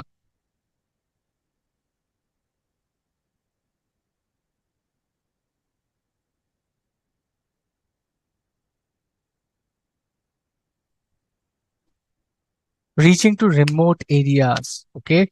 Are you reaching the real needy people or not? Very nice. Are people paying premiums? Are premiums being collected? Are people paying premium on time? Okay. Are we profitable? Are claims, how many claims are we getting? Are we clearing all claims? How many claims do we get in a month, in an year? How much claim amount are we getting? Are people defrauding us or not? If people are defrauding, are we able to identify the fraud claims? How many claims are pending? How many people, how aware people are? How much knowledge are we giving people about insurance in India? All these can be strategic performance measures. Okay. We divide strategic performance measures into 6 categories. Understand this very carefully. We divide the entire strategic performance measures into 6 categories: financial measures, market measures, innovation measures, customer satisfaction measures, employee satisfaction measures, and environmental measures. Financial measures, profitability है and ability to generate income, cash flows. Profitability and cash flows है या नहीं है? Market measures, assess competition and customer acquisition, what you were telling me, right? 3, innovative measures, track ability to develop new and creative products and ideas. Are we having that or not? Customer satisfaction, are people satisfied with our current products and services? Employee measure. Are employees happy with the culture, leadership style, the changes that are happening with the product, with the market? Number 6, environmental measures. Assess impact of environment and sustainability. Are we environment friendly? Are we impacting the environment? Are we keeping the environment safe? That is environmental measures or strategic performance. Financial, market, innovation, customer, employee, environmental. Financial, market, innovation, customer, employee, environmental, right? These are broad 6 categories of strategic performance measures which define whether a company is on track and success towards success or not. Okay. How do you choose strategic performance measures? पहले तो ये भी पता होना चाहिए. You have strategic performance measures, but the question is, how do you choose strategic performance measures? Okay. 1, relevance. They should be relevant to your organization's goals and objectives. आपके जो strategic performance measures होने हैं, like customer acquisition. अब LIC, for an LIC, a particular strategic performance measure might not even be relevant. For example, for LIC, is it relevant? Is it relevant to measure? Is it relevant to measure how many government employees are getting insured through LIC? Maybe not, right? That's not even a strategic measure for them. Might be, but is it relevant? Maybe not. Depends. Okay, so it should be relevant. How many this is getting insured, or how many people are taking multiple insurance, could be some of the factors which are not even relevant for you. So you first need to figure out what is relevant to your strategy. Number 2, is the data available to measure that? You want to measure a particular thing, but the data is not even available. So what will you do? Number 3, the quality of the data. पहले तो available होना चाहिए, and the quality of the data should be really good, because basis that you're going to measure, basis that you're going to make your strategy. So your data quality should be great, and data timelines, right? It should be based on data which is recurring, fresh, timeline. 2021 के data पे 2024 में strategy नहीं बन सकती है. Okay, 1, it should be relevant. Data should be available. It should be of good quality and timeliness of data, right? It should be recurring, updated, latest. Old data पे current में strategy नहीं बना सकते हो, or you cannot measure a performance, right? It is absolutely wrong and going to be a failure. So relevant होना चाहिए, should be there should be data availability. The data quality should be excellent, and data timeliness as well. Okay, very nice. And with that, your entire syllabus for strategic management is complete, my friend. A big round of applause for all of you for sticking around so long. 9 sessions, and we have done full revision. These were revision classes just for your sake. And that's why you see so many short things here. And with that, your entire syllabus of strategic management is complete. How to ensure data quality? Having the right set of source of data, right? Data quality is when you input data, you collect data, you ensure that it is right, it is correct, the source of the information is right. That is how you ensure good quality. Very good. Kiran says thank you in caps lock. Thank you, Kiran. Big round of applause for Preeti. She's clapping like so hard. Preeti is so happy. Chalo, jaan छूटी और नहीं बढ़ना पड़ेगा. What we'll do next is, as always, I bring a lot of questions for you. Okay. I will now, for the next 15-20 minutes, ask you a lot of questions. Okay. And you have to answer. Oh, you can send GIFs as well in the chat. Very nice. Shouting out of happiness or shouting out of jaan chuti? I know it's a great feeling to complete SM. A theory subject, completing a theory subject is a big feat. Okay, you have a question. Explain monitoring, strategic, trust, and milestone review and implementation control. Okay, A monitoring strategic trust, as we told, people should trust each other. The organization should have trust between functions, between leadership. People should have trust on the decisions of the leaders as well. That is one monitoring strategic trust. And milestone review is after 3 months, after 6 months, this is where we want to be. After 1 year, this is where I want to be as a business, as a company. You got to measure that as well. Okay, Pranjali. So if I say after 3 months, I want you to clear the examination, the milestone is after this, you have to, or I say after 10 years, Pranjali has to become a CFO of a big Indian MNC, right? That is a milestone you're chasing. So now you have a milestone कि यार 10 साल के अंदर CFO बनना है, right? So milestone reviews होने चाहिए.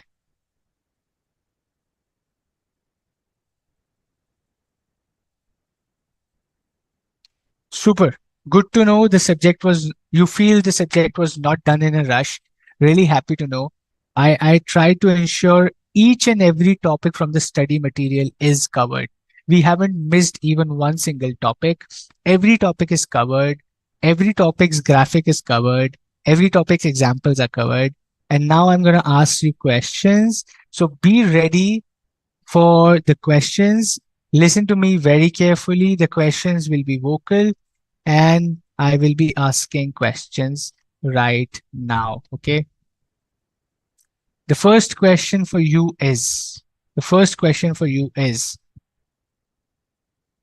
subjective पूछता हूँ पहले रुको. Let me ask you subjective questions and then let's go to more of questions which are MCQ or something like short questions. Okay.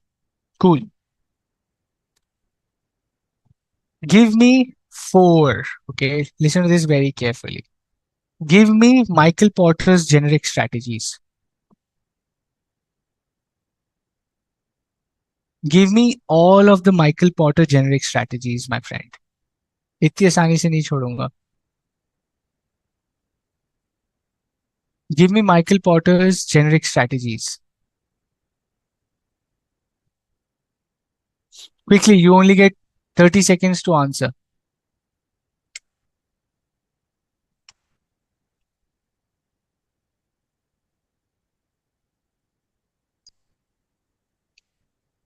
Michael Porter's generic strategies.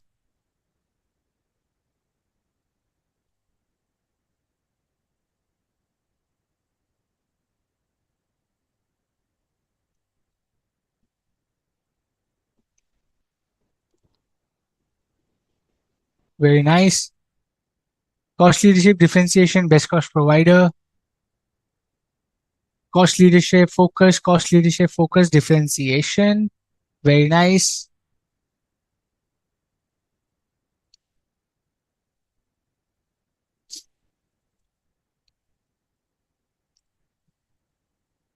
I want each one of you to answer. बहुत जल्दी बहुत अच्छा revision होगा. It will be a great revision if you answer, okay?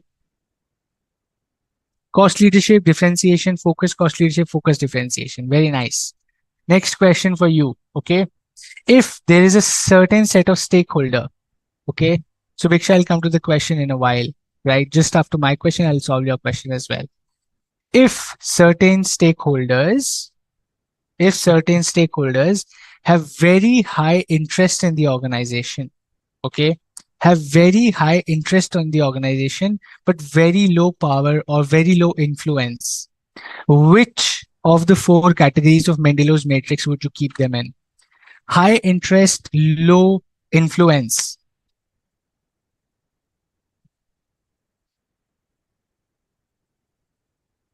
So Bhiksha, monitoring strategic thrust is strategic bumps or difficulties in strategy. Thrust का मतलब होता है a setback. Okay, if there are strategic thrusts or problems or issues that you face, big strategic thrust, big blow, right? जैसे COVID आ गया, या for example market new product आ गया, right? So these things like a new product comes into the market or a new competitor comes into the market, the pricing falls, the government changes, these are big strategic thrusts, which is big strategic problems or setbacks to your strategy. Okay. High interest, low influence. High interest, low influence. High interest, low influence. The correct answer is keep informed. Keep informed. You have to keep those people informed, my friend. You have to keep those people informed. Okay? Very nice.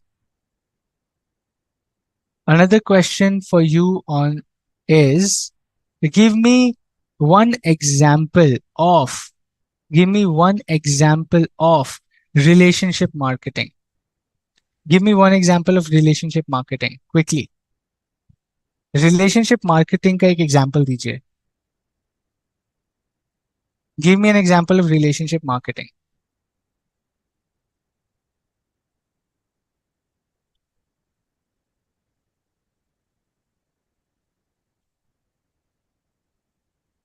Give me an example of relationship marketing.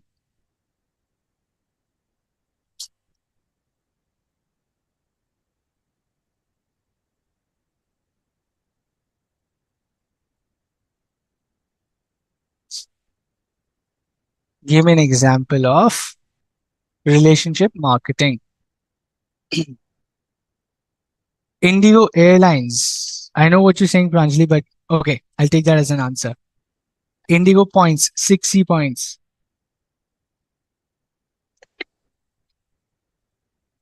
You get loyalty points from Indigo. That's what you're saying. LIC relationship marketing. You're right. Okay, LIC also does relationship marketing. Good. You guys are giving me company names, but you guys are not giving me how they do it. Okay, Shoppers Stop, ICICI Bank. Okay, understood. You guys are saying right. It is when you build relationship with the customer, a long-term relationship. That's called relationship marketing, like loyalty points, customer cards, LIC, Indigo, ICICI Bank, HDFC Bank, the examples that you're giving. Absolutely right. Okay, very nice. Let me ask you a question on this topic. Okay, very nice. What do you feel is the core competency? What do you feel is the core competency of Coca-Cola? The core competency of Coca-Cola kya hai? Let me give you options. Okay, let me give you options. What is the core competency of Coca-Cola? One, manufacturing. Two, channel distribution. Three, marketing. Manufacturing, channel distribution, or marketing. What is the core competency of Coca-Cola?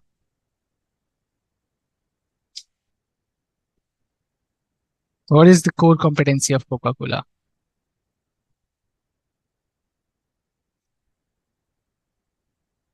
Very nice. Majority of the people saying channel distribution. Very good.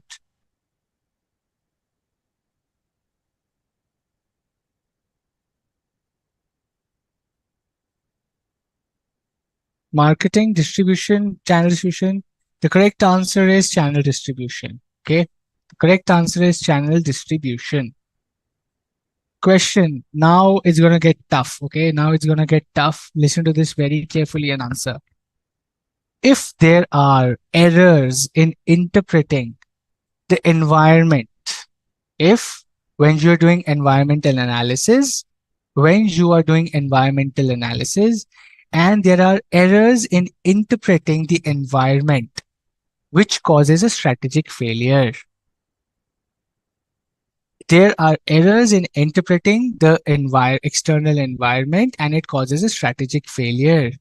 Is it a short-term strategic risk or is it a long-term strategic risk?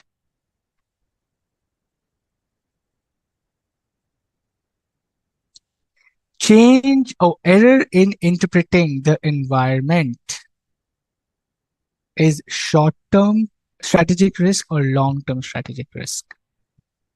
Error in interpreting the external environment is a short-term strategic risk or a long-term strategic risk.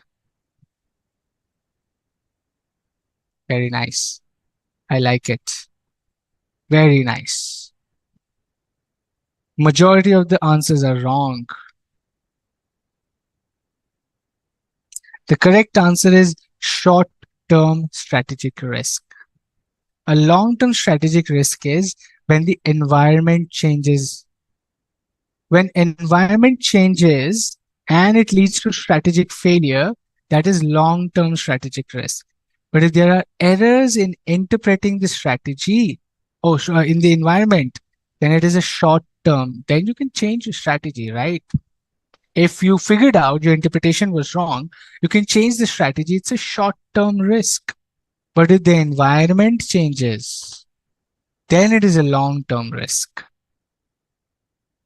आपने interpret गलत किया, so you can still change your strategy. But if the environment changes altogether, then it's going to have a long term impact. So short term risk hai, errors in interpretation. Revise this topic. You guys do not revise the small topics. वहीं से question आ जाता है. Let me ask you another trick question, okay? Very nice. Hmm. Let me ask you another interesting question. I'm just figuring out a question. Very nice. Okay. Simple question for you guys. Higher interest rates in the economy. Listen to this very carefully.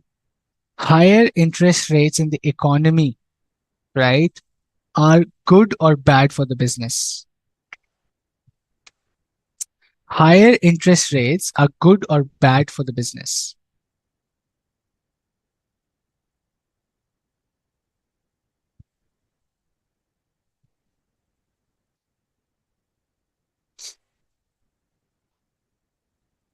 Higher interest rates, good or bad for the business?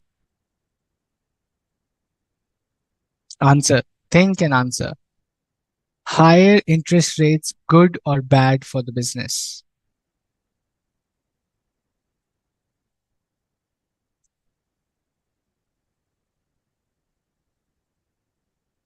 Depends on the type of the business.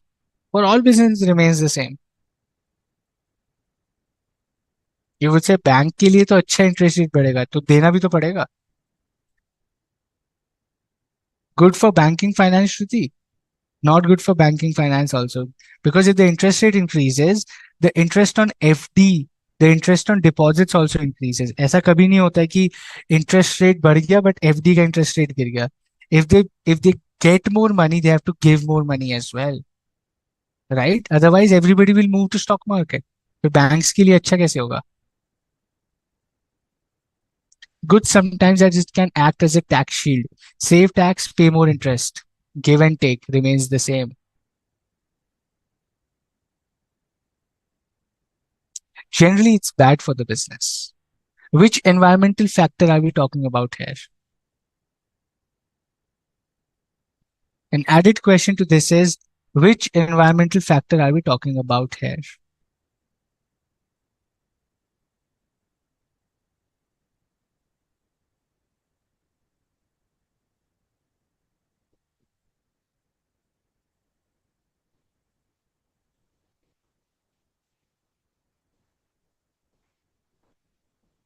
Micro? No, there's not micro. Economic environment, right? Very nice. Economic environment. Super, very good. Listen to this question again very carefully. बहुत ध्यान से सुनना. Okay? I want all of you to give the right answer. Please listen to this carefully and answer. Okay. In this stage, in this stage, the competition is almost negligible, prices are relatively high, and markets are limited. In this stage, competition is almost negligible, prices are relatively high, and markets are limited. What stage am I talking about? Is it introduction, growth, maturity, or decline? Which stage am I talking about? Competition is negligible, prices are high, markets are limited. Introduction, growth, maturity, or decline? Maturity. अच्छा, ठीक है. I said this has to be the right answer. Okay. सोचो, फिर से सोचो. Competition is almost negligible. Prices are relatively high, and markets are limited.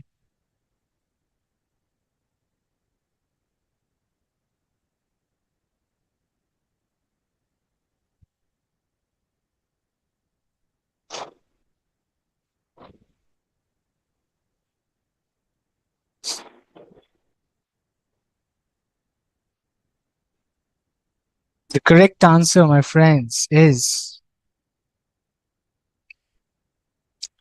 the correct answer is introduction stage. Introduction stage. बाकी हर stage में competition बढ़ता ही जाता है. Okay. Maturity में I am saying competition is almost negligible. Growing में तो बहुत ज्यादा कंपटीशन होगा. Maturity is the peak of competition. Decline, everybody is exiting, आपको भी एग्जिट ही करना है. There is no competition. Markets are limited, वहां तो market is declining, right? So introduction stage is where the competition is almost negligible because you're in the introduction. Prices are relatively high because it's a new product, new market. You can charge that. And markets are limited because people are also just getting aware कि हो क्या रहा है. It's an introduction stage. Good for those who answered. For those who couldn't, no problem, revise again. Okay? And now you know what we're talking about. So, अभी exam में आया तो it will click. See, this is how revision helps. Okay? I will give you four activities. You have to tell me. I will give four activities. You have to tell me if those are primary activities or secondary activities. Okay? Or which is support activities in the value chain analysis. I will give you name of four activities. You have to tell me कि भाई इसमें से कौन सी, which out of the four activities is a support activity. Okay. The four activities are: one, outbound logistics, procurement, outbound, inbound logistics, and services. Inbound logistics, procurement, outbound logistics, and services. Which of the following is a support activity and not a primary activity?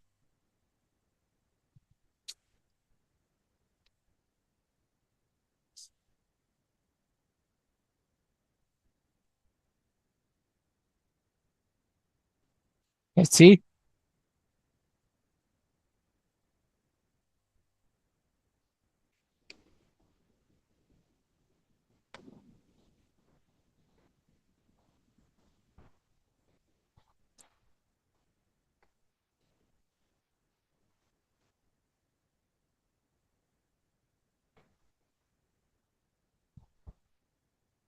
People are confused between procurement and services.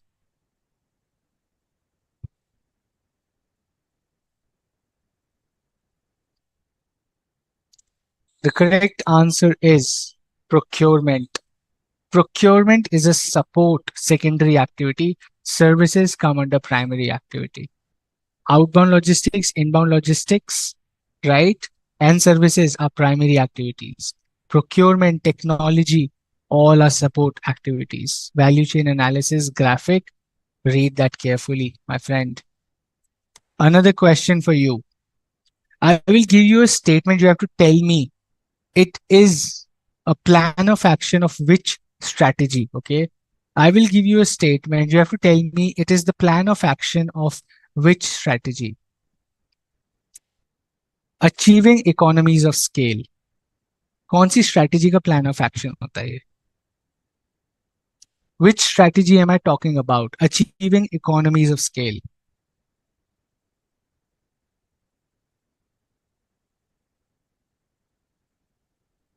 Achieving economies of scale. Which strategy am I talking about?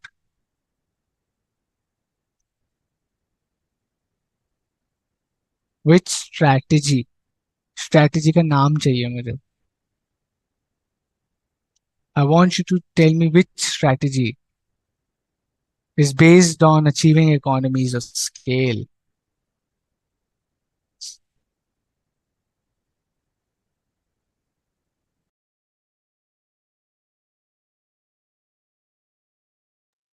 Sorry. Which strategy focuses on achieving economies of scale? Simple question.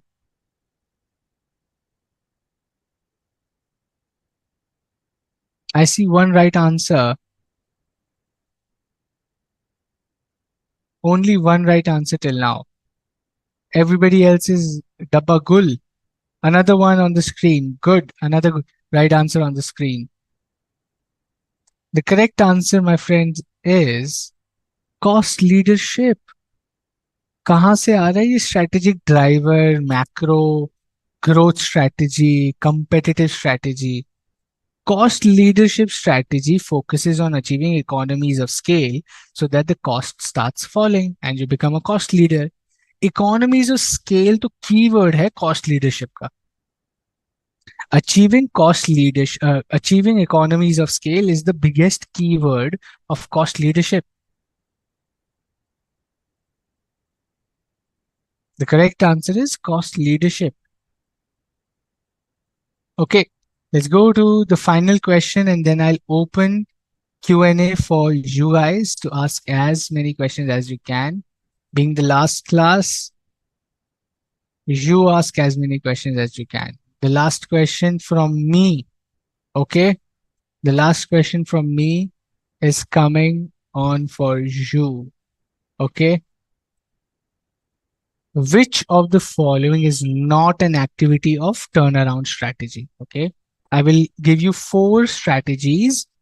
You tell me, which of the following is not part of turnaround strategy. Number 1, change the top management. Number 2, introduce quick technology advancement. Number 3, neutralize external pressure. Number 4, better internal coordination. Which of these 4 is not part of turnaround strategy? Which of the following is not an element of turnaround strategy? Change the top management, introduce new technology for efficiency, right? Neutralize external pressures or better internal coordination. Which of the following is not part of the elements of turnaround strategy?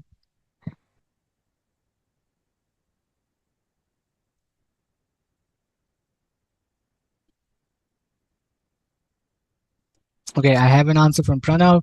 Let's see about what about others?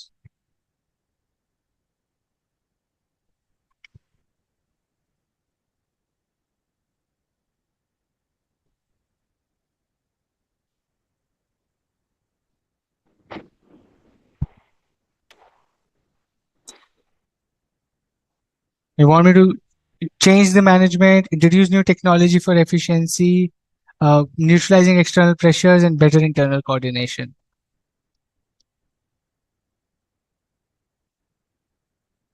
The correct answer is introduce new technology is not a part of turnaround strategy. Turnaround strategy requires better internal coordination. It requires neutralizing external pressure, but it requires change in top management, but it does not require introduction of new technology.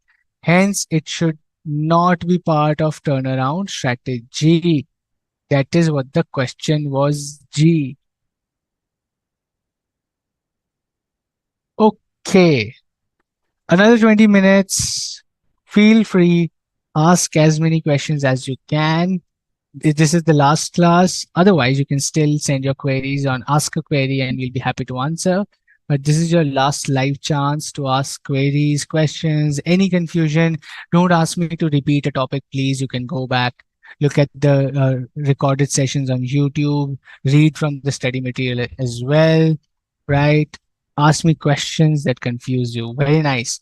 How external pressure can be neutralized? Very nice. Through doing a lot of lobbying, through doing knowledge based marketing. Okay. Now, for example, there is a change in law which is impacting you. You go and you represent your case to the government. You use legal players, you use your competitors, you create a union with your competitors to tell the government that, boss, this law is hampering our business, right? This is how you go. So turn around. This has impacted your business. Your business is making losses now. You go to the government and say, boss, please change the law. Our business is just going down because of this law. We are not able to do business. You go and you neutralize external pressure. A lot of MNCs in India are doing this. They're going to Indian government and saying, boss, please don't do make in India. We will not be able to do business in India then. We will have to exit India. They're neutralizing the external pressure by representing their case to the government. Okay. If you're confused between two options in exam, what will be the strategy? No strategy. अभी confused हो गए तो हो गए exam में. How will you do inky pinky ponky? How would you figure out which is the right if you're confused between two options? Then you just go with the gut feeling. What else? If you're confused already in two options, what would you do?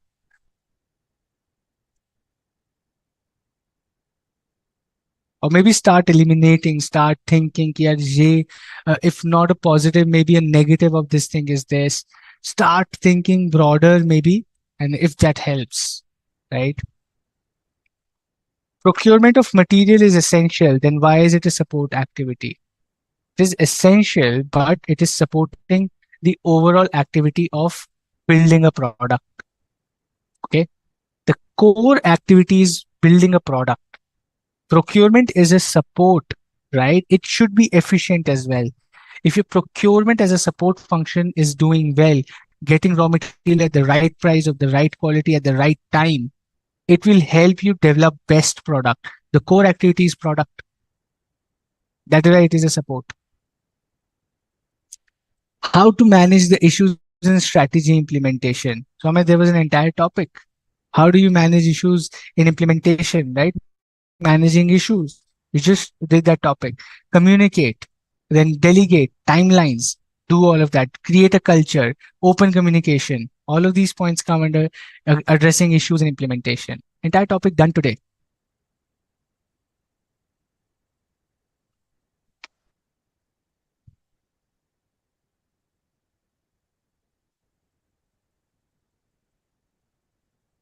What else? What is confusing you?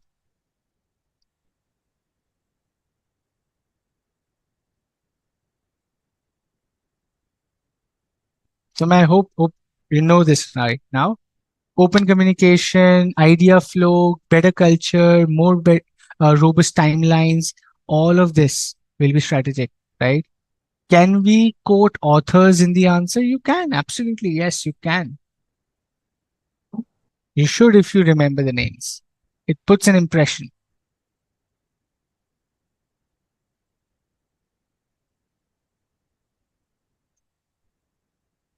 Experience curve. As you gain experience, more efficiency comes into your system and you start making more profits. Okay.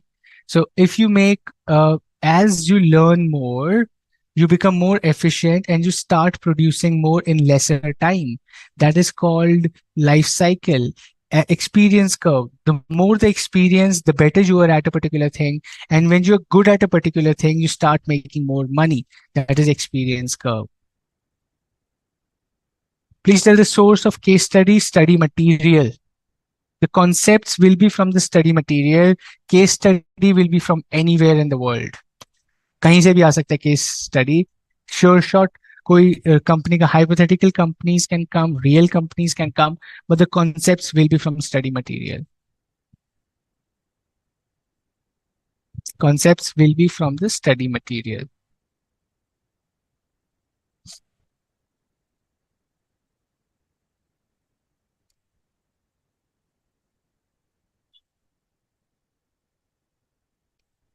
Okay, go ahead, ask more questions. Keep asking. We have 10 more minutes. Keep asking. Don't wait, don't hesitate. No question is a wrong question. Nobody can see you. Ask freely, man.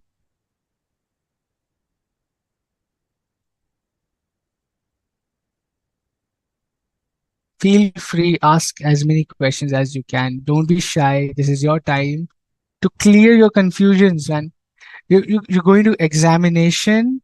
You should be as clear as possible. Do not sit in examination hall with doubts and regret that I just wish I had asked this while I had a chance. So ask it today in the next 10 minutes. Can we say there is 10 extra percent in package? Then it's example of market penetration. We can, we can. Okay. Ritu, you can say so. Selling more of a product to the same customer? Yes. It's a marketing technique, but the strategy again is penetrating more into the market, which is true. Very nice. Please give advice in how to stop overwriting for maximum mark question. Very good question. Okay. How to not overwrite. First and foremost is you will never overwrite if you have a structure in your mind. Exam में ना we get emotional about topics we know.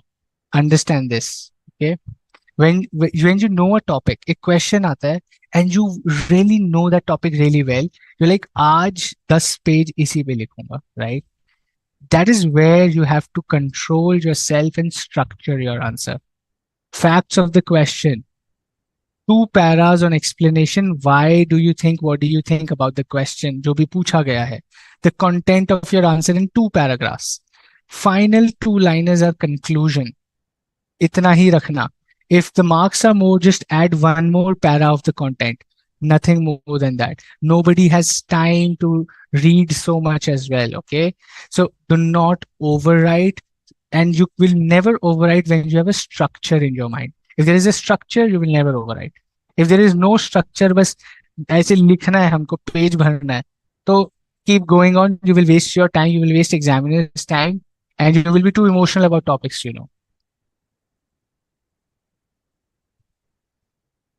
So 15 mark MCQs, 35, there will be descriptive. Absolutely, yes. You got to read the paper format as well. It's there online. They keep revising. I also get confused sometimes. They keep revising, but that's on the website. Do go and read the format of the exam. Does digital transformation serve as a complication for a business? It can. Time consuming, money consuming, results are slow. It's a long term strategy. The negatives of digital transformation: cost, time, resource बहुत ज़्यादा लगता है. Results are not very clear, and long term the impact might just fade away. Technology might change. You're still confused between primary and support activities. How to identify? Okay. Now, primary activities are activities which are essentially adding value to the customer. उसको आप समझो primary. Primary activities are activities which are adding value to the customer, like services, like logistics. भाई मेरे पास सामान time पे पहुंच रहा है या नहीं कस्टमर के पास. That's primary. Things which are ensuring the primary activities are done in the right, in the most efficient and effective way, those are support activities. ऐसे समझिए उसको.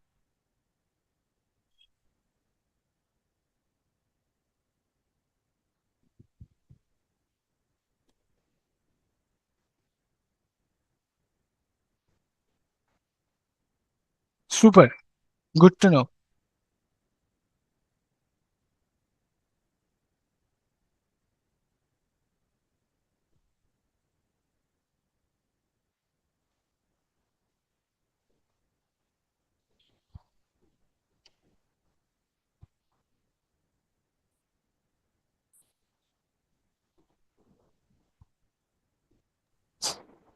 Ask more questions.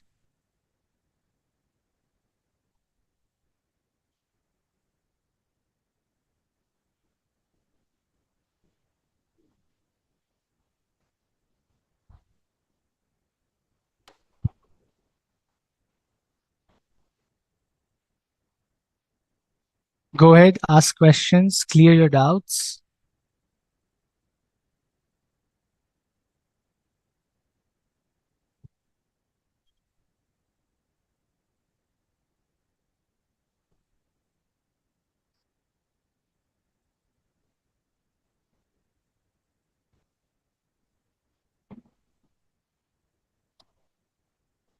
No more questions, no more doubts. One example of co-generic merger. Um, okay, co-generic merger can be something that is related to your current business, right? And then you merge with that company. Okay, let's think about this. A company which is making, let's say, shoes merges with a company which is making leather. Okay, now if I am a shoemaker and I merge with a company which produces leather, okay, it's a co-generic merger. I am merging with a company which makes leather, which is almost related business to my uh, business, right? I merge with that company. It becomes a co-generic merger. Simple. Ex- Doubts will come one day before exam. Best of luck. I will not be there. Difference between SBU and multifunction. We just discussed SBU, decision making autonomy. Multifunction, you do not have autonomy at all. All decisions are done at the central level, right? SBU may decisions are taken by the SBU head, but in multifunctional, multidivisional, decisions are taken by one single head at the top. Is conglomerate different from vertical and horizontal expansion? Yes. Vertical and horizontal are in related businesses. Conglomerate is absolutely different business. GE Matrix, stop light. Sahu, go and watch the session again on YouTube. We have explained it with examples. It's very difficult to explain again. Go ahead, watch your YouTube. You still have doubts, reach out and ask me a query, and I will be happy to solve that as well. Okay. Example of horizontal diversification. Horizontal is flat. A milk person start making paneer or tofu, right? That is horizontal diversification. Same line of business, diversifying into a different business. Ice cream banana. So if Amul started making ice creams, that is horizontal diversification, right?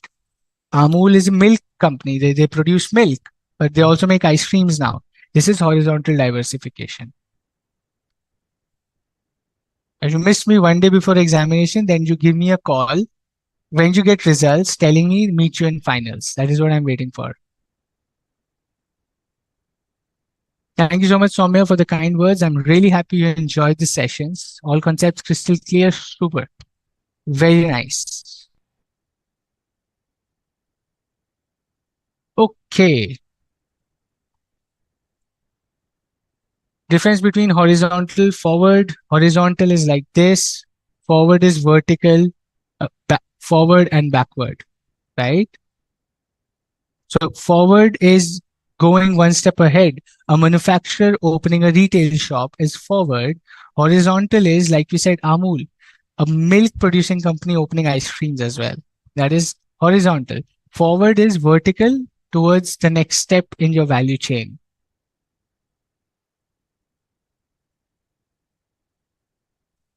Super. With that, let us wrap up the entire syllabus for strategic management. We have done that today, right? I wish you guys all the best and hope to see you in finals. Do well, make yourselves proud, and see you in finals. Don't see me again in intermediate. See me in finals directly now. And be confident, revise, practice questions. Any doubts, go ahead, ask doubts and ask a query. Raj sir also had his email ID in the chat. You can go and uh, ask queries there as well. Those will reach us for sure. I will be happy to answer those as well, right? And start making your professional network on LinkedIn. That's what I tell everybody. It will help you in articleship like anything. It will help you in finding jobs like anything. Start building your network, start building your LinkedIn profiles. It is going to help you so much in life. Okay. With that, I'll miss you all guys as well, but see me in finals. Okay. See me in finals. And for Jan 25 attempt, they're scheduled further. You will see that on the website. So big sure, right? I don't have any dates as on date, but you will see that very soon updated. See you guys in finals. Best of luck. And let's wrap up for today. Thank you. Thank you, sir. Thank you so much. Thank you, sir. Have a nice Thank you, day. sir. Bye. Thank you. Best of luck.